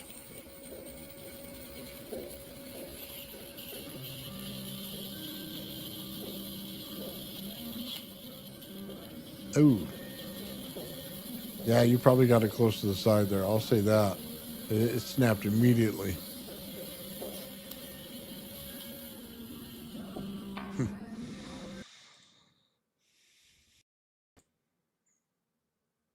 All right. Dennis, you got some cool experiments, my friend. Definitely getting there, with us on all this stuff, man. Definitely got it going on. Yeah, he's changing the color for sure. He changed the temperature of it. So I don't know how much everybody plays with high voltage, but I'll just put it out there because I'm sure you guys know, but everybody else might not know this. But as soon as you see the color change in there, it goes from that purple look and then it goes into that nice yellow sun looking stuff. You change the frequency on there and you change the temperature of it for sure. You brought up the temperature, you brought down the frequency, and it makes for a beautiful glow. So you'll see that in all kinds of experiments when you do that stuff. Let's see. You said, honestly, the shocking quartz thing came from Joe, and now other people are repeating it. Well, I'll be honest with you, man. They've been doing that. Oh my God. I saw Hutchinson do it, and I saw people do it for like 10 years on YouTube, and they never got the thing to light up. You've always, if you slowed them down, you always see the voltage go over top. Joe was one of the first times I've ever seen the actual thing light up from the inside, where he got it to reflect. You know what I mean? And activate it, and then it blew up. So, yeah, everybody's trying to shock quartz. I don't think a lot of people understand this about the quartz. It's basically a hall of mirrors, and you're not going to hit the hall of mirrors from the outside. That doesn't work. You got to hit the hall of mirrors from the inside. And once you hit it from the inside, that means if you got to take a Dremel and put a little hole in it, something like that, then you're going to get the result you're looking for. Otherwise, you don't. It doesn't work. But the good thing is if you put the right resonance in the frequency and it ignites right, then it goes with the same frequency of the quartz itself, which is very difficult to do. Then it won't blow up on you. It'll just start, radiating power. That's extremely difficult to do. So we don't have the right hardware to do it because our frequency is way too high in what we're using. You got to get it down to the hertz level. So, yeah. But, yeah, I know. Engineering, man. It's still engineering, though. I mean, when you really think about it, the principles are all there. You use an anode cathode effect. You're putting in heat to it. You're changing frequency to it. A lot of this stuff, man, if you do frequency for high voltage tuning, it teaches you a lot of skills to do that, man. If you can get that thing to light up, it's not like you go to your drill press and you put it on there. You know what I mean? You take your bit to it. Of course, it'll light up. You know what I mean? That's what it does because all the, vibration that's going on in there. I've seen those all day long and I've done those. Lighting it up with voltage is one of the first times I've ever seen it. So, yeah, it was cool, man. So I don't know what results. Yeah, I don't know either. Honestly, I think what everybody's trying to get to, and this is my personal opinion, is if you take quartz down to the hertz level where it was built, you'll get it to light up. And the trick is to understand it on its level. So if you put a piezo buzzer like we looked at earlier on Mike's stuff, and you stick it right to the side of a flat surface of it, and again, it's only one side of it because you're going to have multiple frequencies in there. You can get one of the frequencies that'll start to move the quartz. So it'll start to shake the quartz if you hit it at the right frequency. It'll start to vibrate a little bit. The problem is in all of this stuff is as you cut the next side, you got another frequency. Then you cut the next side, you got another frequency. That's one of the problems with quartz. There are multiple frequencies. They're like a little lock. You got to hit all the frequencies. And you don't necessarily have to have a piezo next to it. You just have to hit the frequencies. But then you got to get the stuff acceptable to the frequency going into it. So with a lot of quartz, you may have to put them in as a water to get the field to go into it properly. A lot of people don't realize that. Anything that shows up in water that has a frequency to it, you can use water as a medium to put your voltage into it. So that's just kind of one of those things, you know what I mean, you learn throughout doing this stuff. Some of it, it's just frequency based. If you hit the right frequency dead on, you have it. So I think it's honestly one of the future power sources that we have on our planet is understanding it properly because it doesn't just turn on, it oscillates. And as you get two frequencies bouncing back and forth in one of those things, you get a nice oscillation out of it. You get the thing to vibrate, and then you get it to light up on its own. You're getting power. I mean, that's kind of one of the reasons to do it. Now, it only lasts like a battery over a certain amount of time, right? You're fighting time on that one. There's only so much time it's going to last, but it is a hard surface and it will last quite a bit longer than a battery, that's for sure. So, yeah, there's some things to look out for in there. A lot of everything that you see in this, guys, if you put things in the correct frequency and correct resonance, God, they work so much better. So much better. You wouldn't even believe. There's so much pressure on these systems that shouldn't be there, noise. You can call it anything you want. It shouldn't be there. As soon as you eliminate it, man, everything runs smoother, faster. That's why we were talking about the spark gap with the Renegade, with the two types. You get the type that Mike uses, so we can follow the, his and what he did, and create the same thing. And then we try to create a RAV in it instead of the spark gap. I don't know, because it pulses. If it doesn't pulse fast enough, it won't build. But if I'm correct in the way it should act like an AC slush and going back and forth, which will create the RAV, which will create the cooling effect of the RAV, because the anode and cathode are cool to the touch as soon as you turn the thing off. There's not a lot of heat buildup there. That's the point. So that right there takes a lot of noise out of your system, and it makes it run so much smoother. I can't tell you, some of these bipolar Tesla coils, you'll just blow them offsets like crazy if you don't do it, and you put too much on the load. But as soon as it creates a RAV, load's gone. Load's gone. The noise is gone. All of it just goes away. That's the beauty of the RAV. However you use it. I mean, you can use it for that purpose. I won't lie to you. It'll probably work great. But you can also use it to see how plasma physics is done in open air. That's the important part. So I went on there. I challenged ChatGPT. Okay. So number one, Dennis, you would have won this argument I had with it. I said, show me the donut shape in open air plasma, because I've never seen it.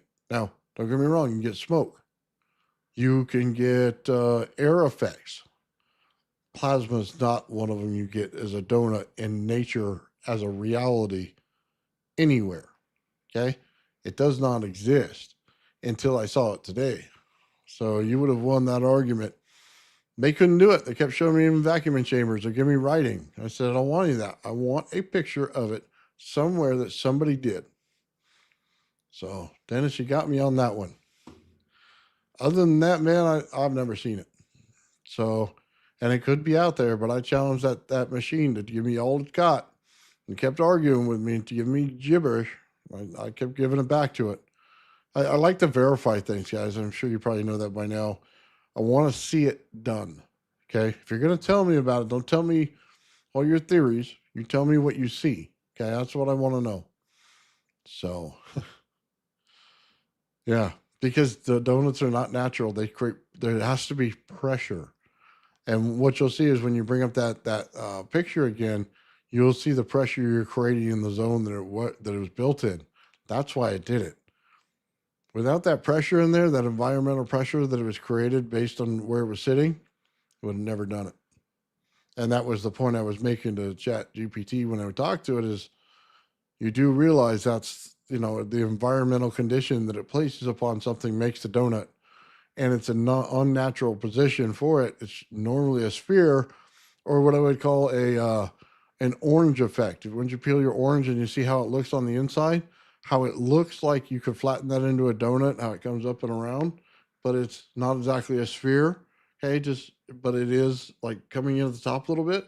It's just like our Earth. Okay, that what I would have accepted if they said that was a donut shaped like that, even though it's a little awkward for a donut. But sure, not the way they make them in a lab. That's all forced pressure from magnetism. And what it actually should tell you, okay, in some of this, is the magnets are having an effect on how the field builds and where it builds at. So just understand that you don't need a magnet to create a magnetic effect. You can use air to create a magnetic effect. You just have to know how to do it. So when you get to open air and you want to create, say, a plasma ball or something in open air, you need to remember there has to be a magnetic field present. You know, any kind of eddy current, magnetic field, something like that, you got to have something to twist it. And as soon as you get something to twist it, it'll form. Sean was showing that in one of his experiments. He had the magnet in there and he started the RAV. And if the magnetic field was going the correct direction, then it created the RAV very quickly, extremely fast. But then you put it in the opposite direction, it wouldn't start at all. So it also was throwing out those, remember the ghost worm Joe was talking about? Every time it threw out the ghost worm, you knew that you had something in plasma physics because it's a plasmoid ejection that was what that was. So, yeah, I mean, if you learn how to do this stuff, like we took Tesla coils and I put a magnetic field in the air just about, what is it? Like a week ago, we were on Tesla. I was on Tesla Tech doing a live demonstration. I coupled those fields of those Tesla coils. I put 4 of them together in a square formation and then coupled the energy between them as capacitance in the air. So what it did is it took my ZVS driver that usually won't start until there's 5 volts and allowed me to drop it to 3 volts and keep it running. Guys, it's not supposed to run at 3 volts. You should not have that thing running at 3 volts. It's against the laws of the MOSFET going on in there. So what happened? Well, the capacitance came back to the ZVS driver and back into the capacitors and filled them, kind of like it was a snubber circuit in open air going back to it. So it was allowing it to operate in a non-operable position because of the coupling of the fields. That's what happens, and most people don't understand it. They talk about, I need 1,000,000 volts to lift something in air. They don't. You need field coupling.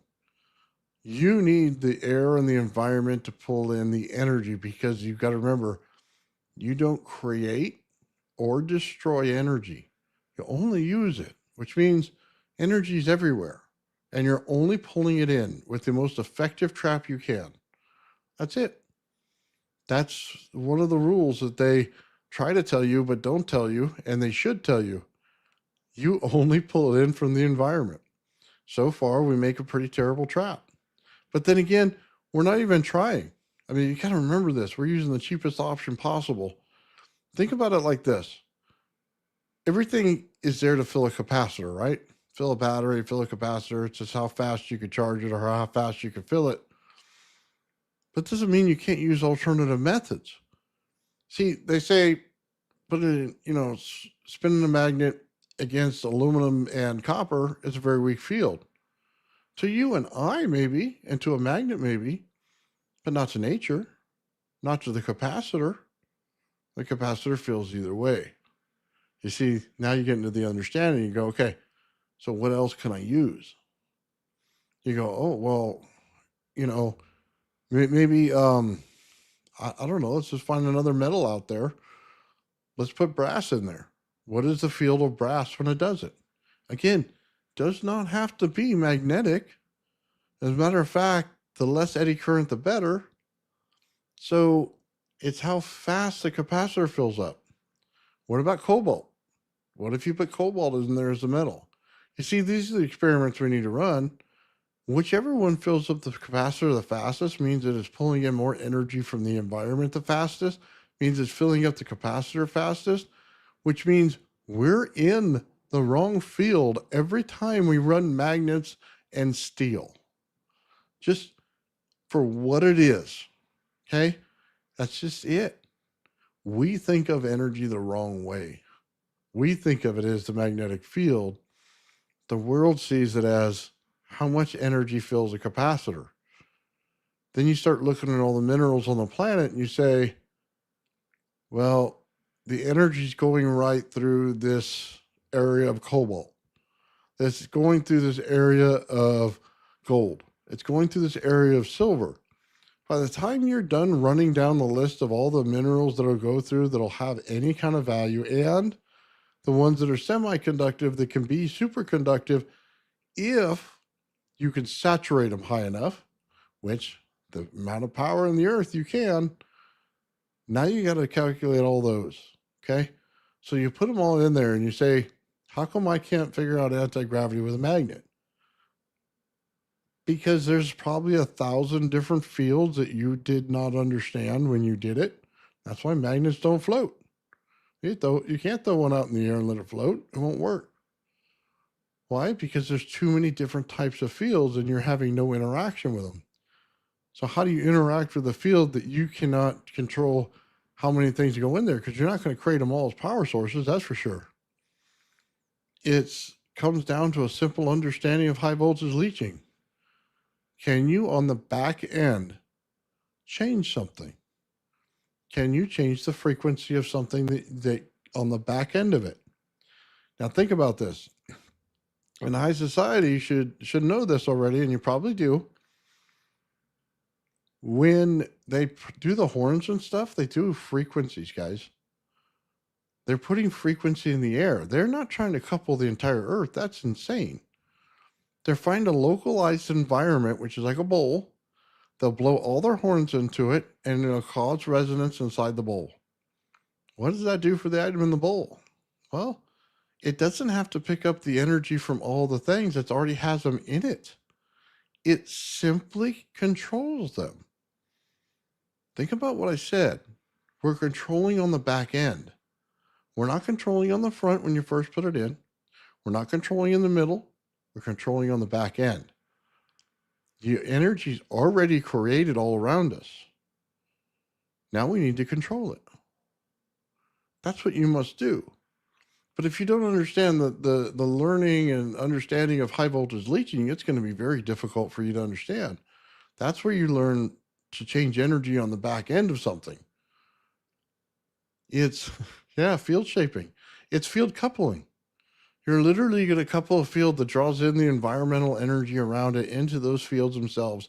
They go in a directional pattern. And no, they don't just go, back and forth to each other like this, like people think. You know what I mean? Like this? No, they don't. One this way, one this way, one this way.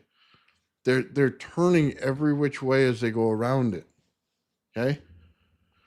That's why it works differently than most people think. But then every time it compresses more energy, those fields move faster. So they break the swinger limit in order to get it done. That's the point. You have to understand coupling in open air. That's why I do the Tesla coil experiments with the coupling so you could see it. You go, there's no natural way you should run at 3 volts when the MOSFET is at 5 volts that it must start. How did you do it? Well, I used field coupling. I coupled the fields between every single Tesla coil that was there and ran it back to the driving coil. It's exactly how I pulled it off. Now that you understand that, you got a couple things in the air. Well, how do you do that? Well, you need to understand spin and what you have to do to put things on this plate to make them spin. Once they spin on the plates, like the gravity flyer, they spin on the small plates, right? And you got a magnetic field going on the bottom. You got a high voltage field going on the top. They're held in by an impulse of your Tesla coil, which is the inside center of the Tesla coil. It holds in the energy because it builds cold plasma as it gets faster. I don't think a lot of people realize that. They just go with the outside of the Tesla coil and listen to ChatGPT, which tells you lies about it. It's an impulse that holds it in. So when you do something like that, it allows you to build up energy faster, and they start going faster and faster and faster around. And then the outside environmental energy wants to be part of the capacitance inside of it. So it'll start coupling with it. And then boom, you get this thing rolling, man. And then, there ain't no stopping it once you do. You know what I mean? Well, there's stopping it, I should say. But as far as amount of energy you want to pick up, it's all there for you to take it, is what I mean. You can stop it by stopping the machine, but I just mean the environmental energy is everywhere, and it'll continue to give it to you. It won't stop. Bernie, let's see. I can't add you to the stage, and I don't know why. Huh? Oh, hold on.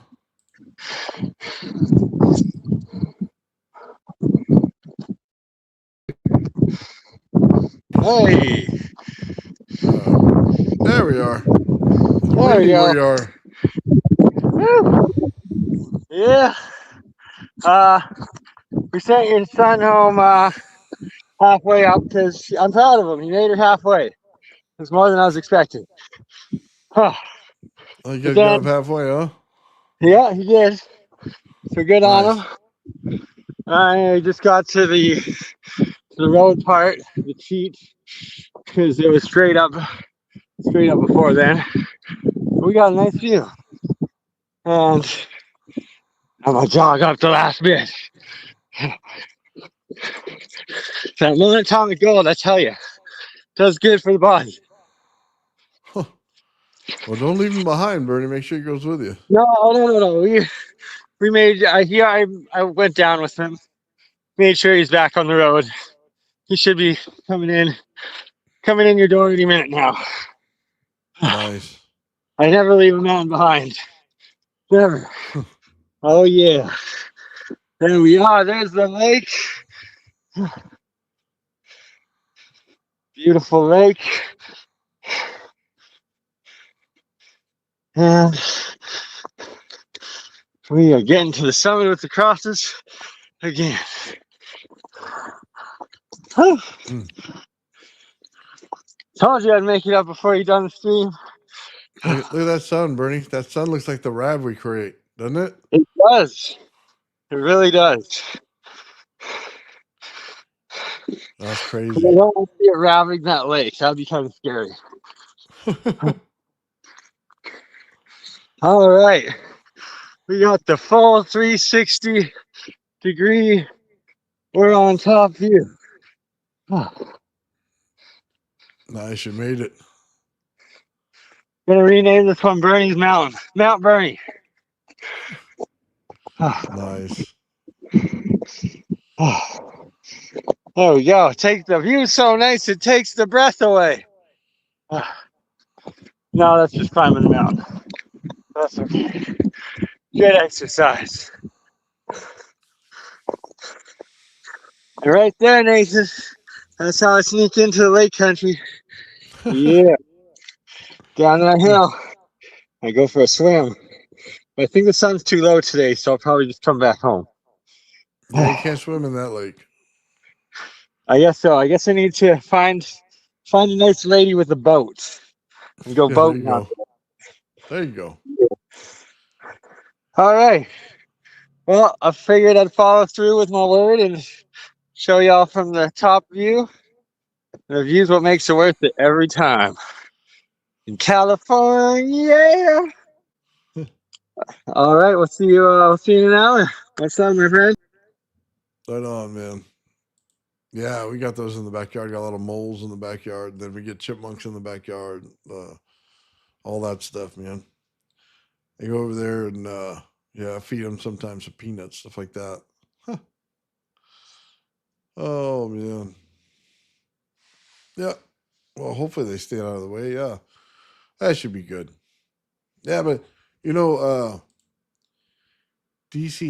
I don't want to explain this. It all depends on the coil you build, and when you do double coils, and then you put a third field next to it, you change it. So say you put one Tesla coil in, and you put another one inside of it, just number 2 coils, right? Run them with a DC flyback, and then turn on a Tesla coil next to them. It'll change the energy to an AC. That doesn't sound right, but it's absolutely perfect to work. So, that's high voltage because it's open air and it's coupling with the field in the air, changing the frequency of it. So, yeah, you're fine to do that. Do it with an AC flyback. It works as well. Joe, what's up, brother? Yeah, you just got to change it as soon as the energy gets to the air, you can manipulate it. So the tuning afterward is usually high voltage. That's why I say high voltage leaching. Anytime it gets open to the air environment and create a spark, you can now tune that voltage from the backside of it. So think about your environment. All the energy is in the air. We're in an open air capacitor. So all the energy is already in the air and it's so saturated that we're not going anywhere, right? So when you think about it that way, all you got to do is put in the frequencies in order to couple it. Well, it's which fields are you coupling and where are the frequencies at? That's the main goal at that point.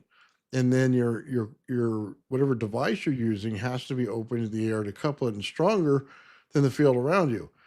So they always say that the Earth's gravity is weakest compared to an EM field, right? Okay. Use that to your advantage then. Now you can couple the fields because your field is technically stronger. Now that all falls apart when you get to the core of the Earth. You're not stronger than the core of the Earth. And the fact that we're talking about gravity as far as the outside portion of the field instead of the inside portion of the field makes it absolutely like an absurd conversation to say that a magnet's stronger than the field, of gravity, because gravity goes around the entire planet and the magnet's just basically in your hand. That makes it a ridiculous argument. But in the field that we're in and the position in the field that we're in and the locality makes all the sense in the world. So, yeah, AC is just basically a slosh. It's taking a DC and sloshing it back and forth. Think about that. That's all you're doing. So when you run like my Utron coil, right? And I've changed where I put the number 1 coil on it, I turn it right to AC. It'll slosh easily. You put a load on it. So as soon as you put a load on it, it's like you build a RAV or something like that. As it goes to the frequency, it'll start sloshing the coil like this. The energy goes back and forth. And you'll start getting the AC sine wave in it. So you'll get a normal wave like this on your oscilloscope. Then you'll get that little AC sine wave that blows up inside of it, right? That's an AC signal all day long. So it'll create it. It's all about the slosh you do it. So to think about an AC flyback, what is it? It's just a wound coil, right? But when you put a load on it, it puts the energy in a position where it has to slosh back and forth in that magnetic field. That's why it's called an AC flyback, because it goes in there and it produces an AC signal.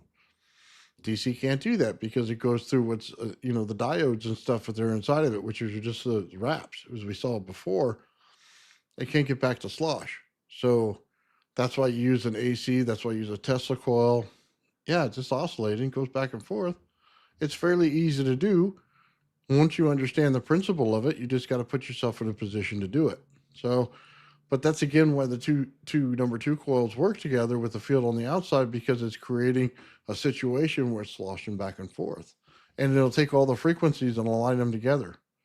Now you may be off by like 5 kilohertz or 4 kilohertz or something like that, but the fields will align because they're creating layers, sheath zones, because that's how high voltage and plasma structures. They structure sheath zones naturally in a spherical form.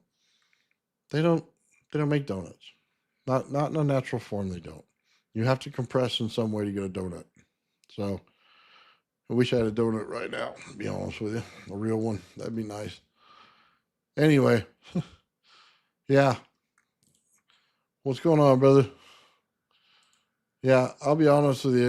It's not terribly difficult to do, but it's getting someone to understand it is fairly difficult, because you're putting in so little power and it has so much power into it. They didn't realize that a generator was a trap for energy. They think they're producing energy, even though they tell themselves, you know what I mean? You cannot create or destroy energy. And they say it all the time. But then they think a generator creates energy. Try to get that one through your head. How does it create energy then? If it's basically there all the time. You don't. See, that's the problem they run up against. It doesn't. That's when you understand the energy law better, because they originally knew you were pulling it out of the air. Yeah. Fun stuff, huh? Things that they should have just told you in a very clear way instead of, I don't know if you guys get frustrated with this. Every time I watch one of these physics shows, I feel like a toddler. I feel like, okay, put me in the corner with my cookie and my milk, and then you could teach me something so important.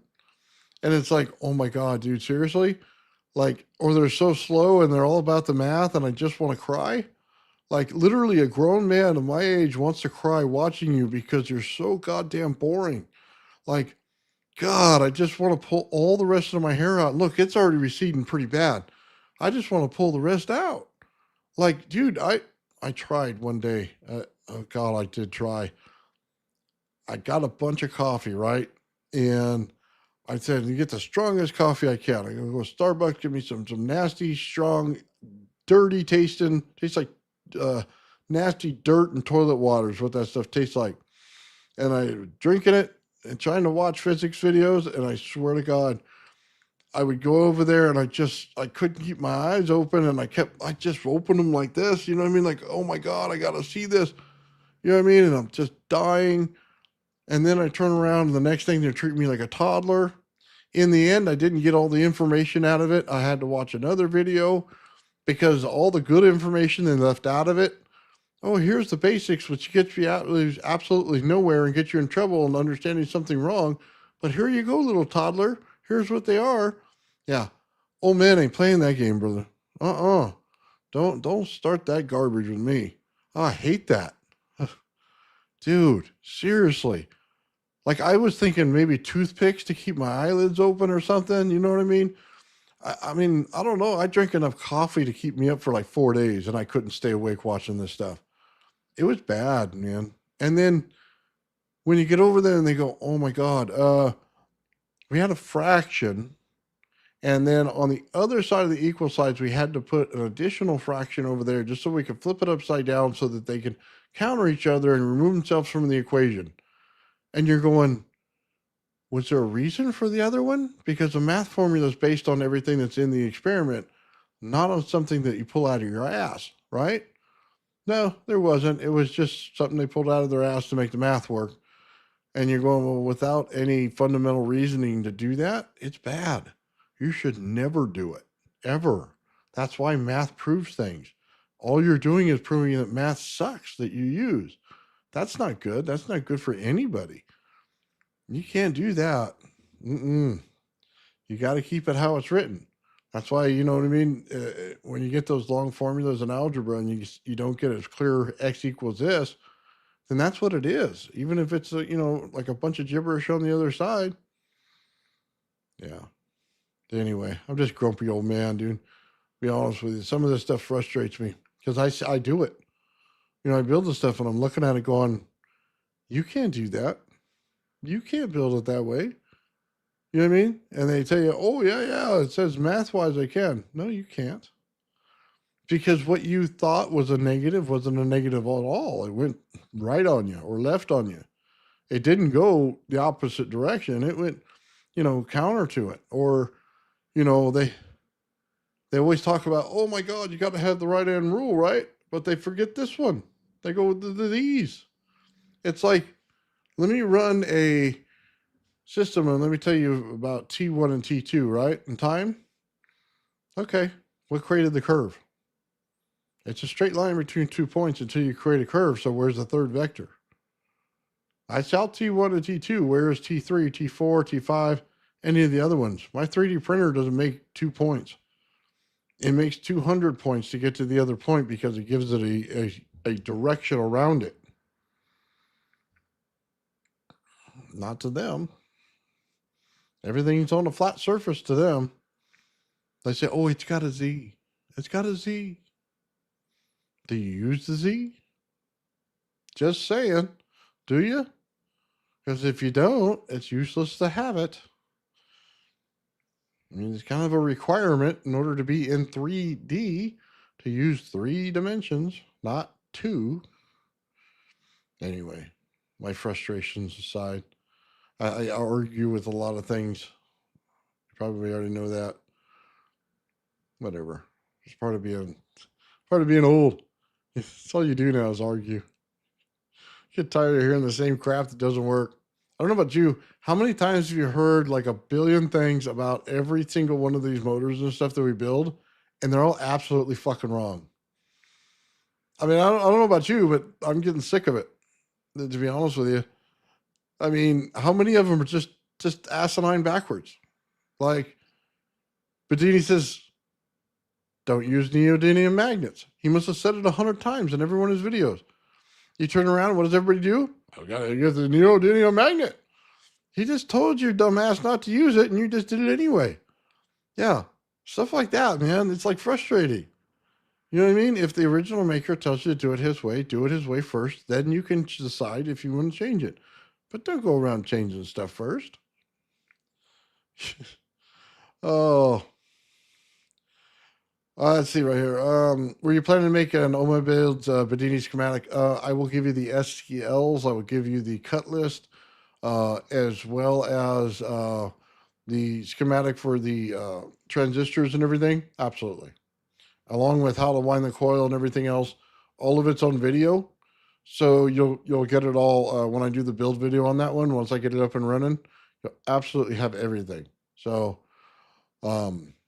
yeah, everything that I saw in there that I could figure out, I put on it, just like he did. So, absolutely, you'll have all of it. Yeah, no messing around, man. It was, what was it? 12 inches by 4 feet was the board you can use and create all the parts, and that's exactly what I did. It was in his, oh man, somebody did a PDF of it, and it showed you exactly what you needed. And I went out and I got myself a little mini table saw, ran it on there, and got all the parts. About the wheel, the aluminum one, not the steel one that they try to sell you in some kits. He said aluminum, so I got aluminum. He said get the magnets and put them in, you know what I mean, based on the spokes. Did that. Tape on the outside, make sure you glue it on the inside, did all that. Wound the coil. I think my bobbin's too high on mine, so I'll be running with it probably too big of a field inside or too far away. It may actually help me because it won't build up so much, but I was probably about an inch off, but this is one they said to use. But there's no way that he wound double the wire on there because what is it? 140 feet is what I wound, and that was my front yard to my backyard. It was quite a long distance to wind that, and I saw the distance he wound it. I was about the same distance, so my bobbin had to be off on the one that I used. So I'll show that as well. You know, not afraid to show the failure in it. But yeah, you get the STL files, everything, man, and I'll, you know, size the block for you for the aluminum and everything. And I'll have to figure out exactly which drill bit I use because it works really easy. You don't even have to tap the aluminum. You just have to put in the what is it? M3s is what I think I used in there, metric threes, and basically they self tap under the aluminum, so it works out real good because it's soft metal. Yeah, and both sides of the thing is the exact same. You can take the other side and put a little saying or whatever you want in your 3D print. I mean, it's up to you. I just put a blank in there in mine, but yeah, you'll get all that stuff. So yeah, not a problem there. Yeah, that I have little things at the top. I'm gonna have to 3D print parts for plugs because it uses a rod that goes across, like I was bitching about earlier. So I'll have to create a plug there. But you know, you can always just make the hole smaller. I thought there was going to be a bearing in there. There wasn't. They showed an open top that looked kind of janky. I didn't want to do that, so I rounded the top. So yeah, go back to old wood shop days, huh? You strap the two pieces together, you sand them together, and you round them together. You know what I mean? Draw the round in there. We're using pine, so it's fairly easy. Throw on some 80 grit, and then just round it to the line. You know what I mean? Make sure they're together so it's exactly the same on both of them. Yeah, old school, man. That was pretty easy. Make sure that you know what I mean? You drill in and put on the top part before you hook in the bottom so that you're not sitting there with the screwdriver trying to crank it and put a screw up like this in there. Yeah, don't do that. Oh, a lot of things, man. Go back to the old building stuff days. But yeah, I'll give you that one. And then when I'm done with the pulse motor as well with Mike's Renegade, I'll put out one for that one too. So you'll have that one, the other one. They'll come with a video, and then I'll release the STL files for everybody. And then the end machine. Once I figure that one out, you'll have all those as well. So if you guys follow along the projects, you know, I probably should update the Tesla coil one for everybody, put it all in one good video for you. Do a nice clean job of that. But you'll have 4 different items that you could build to check out every theory that you got. You know what I mean? So, yeah. I mean, I've been playing this stuff for a while, guys. And I bought a fish tank. I told you guys a while back I had an idea for high voltage in a fish tank, So I bought one right over here. I got an acrylic fish tank. Okay. And I plan to put in an AC flyback setup, I'm going to put high voltage at the top and I'm going to put a magnetic field at the bottom. Okay.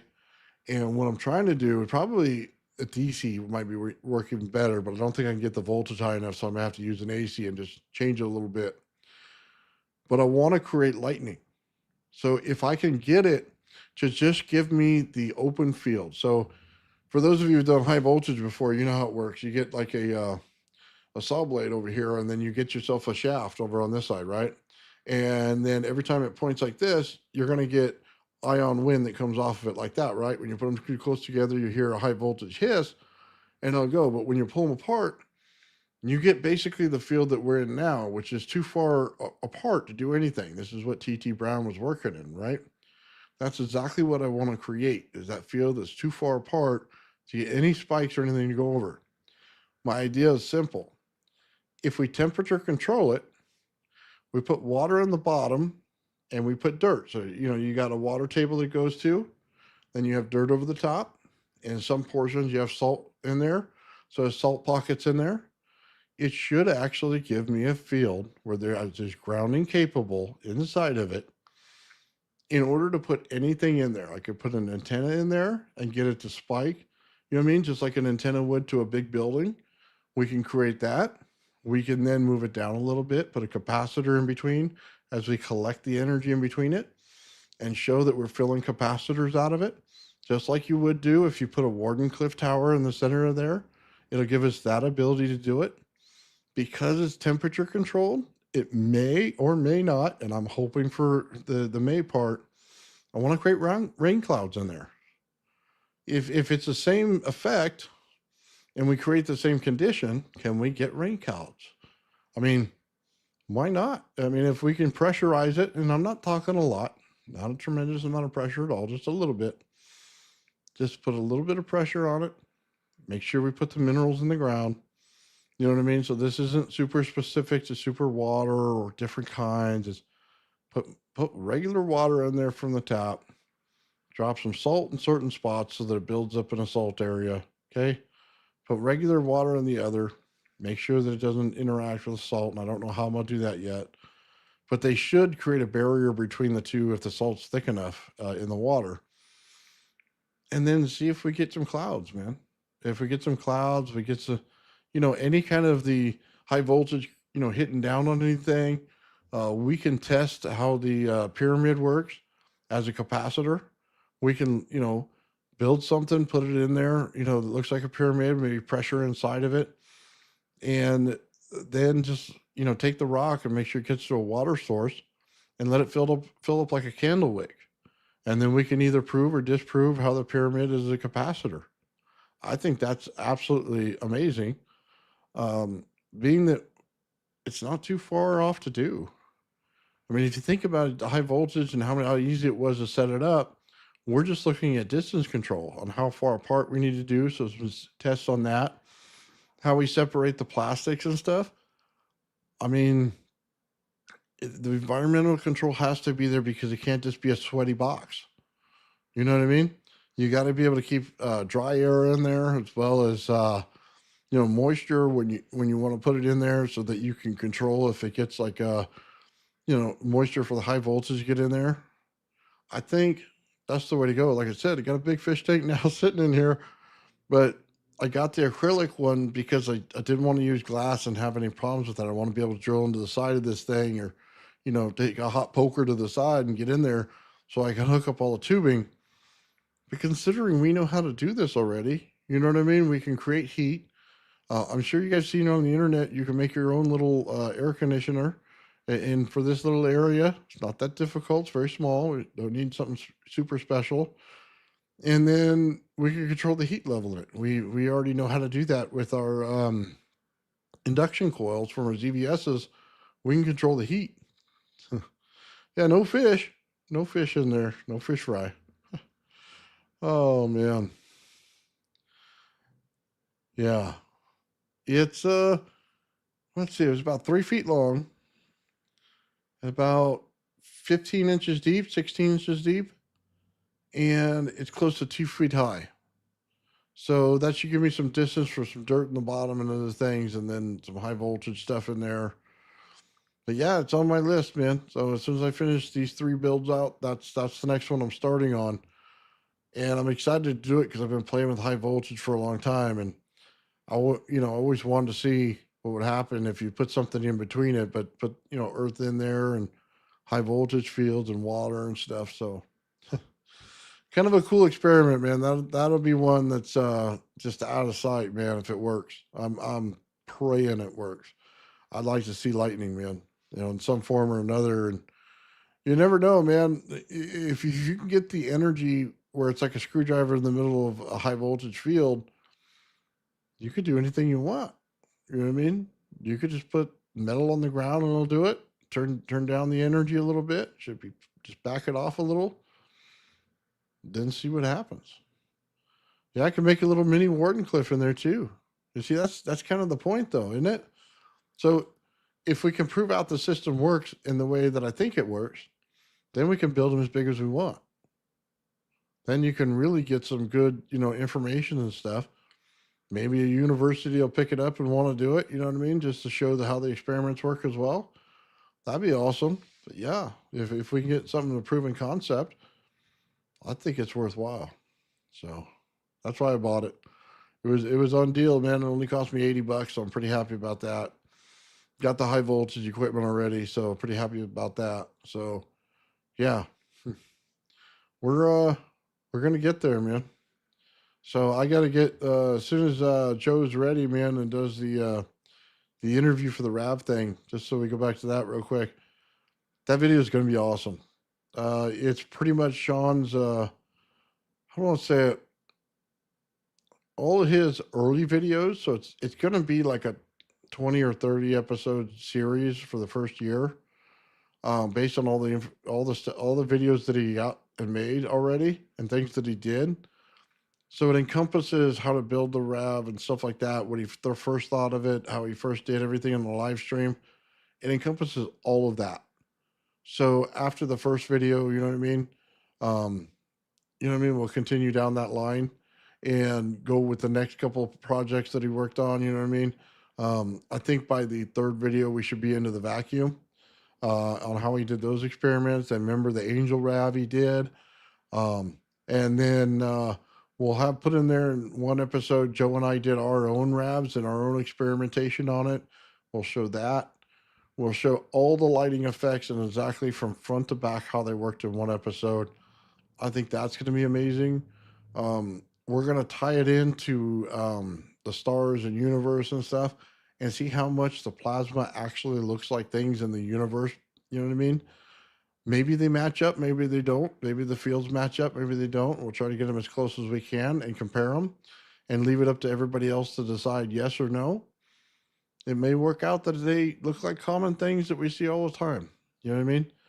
So we always leave the open question, you know what I mean, of what it is. So nobody's out there thinking we're trying to lay down the law on anything. We're just trying to show it off.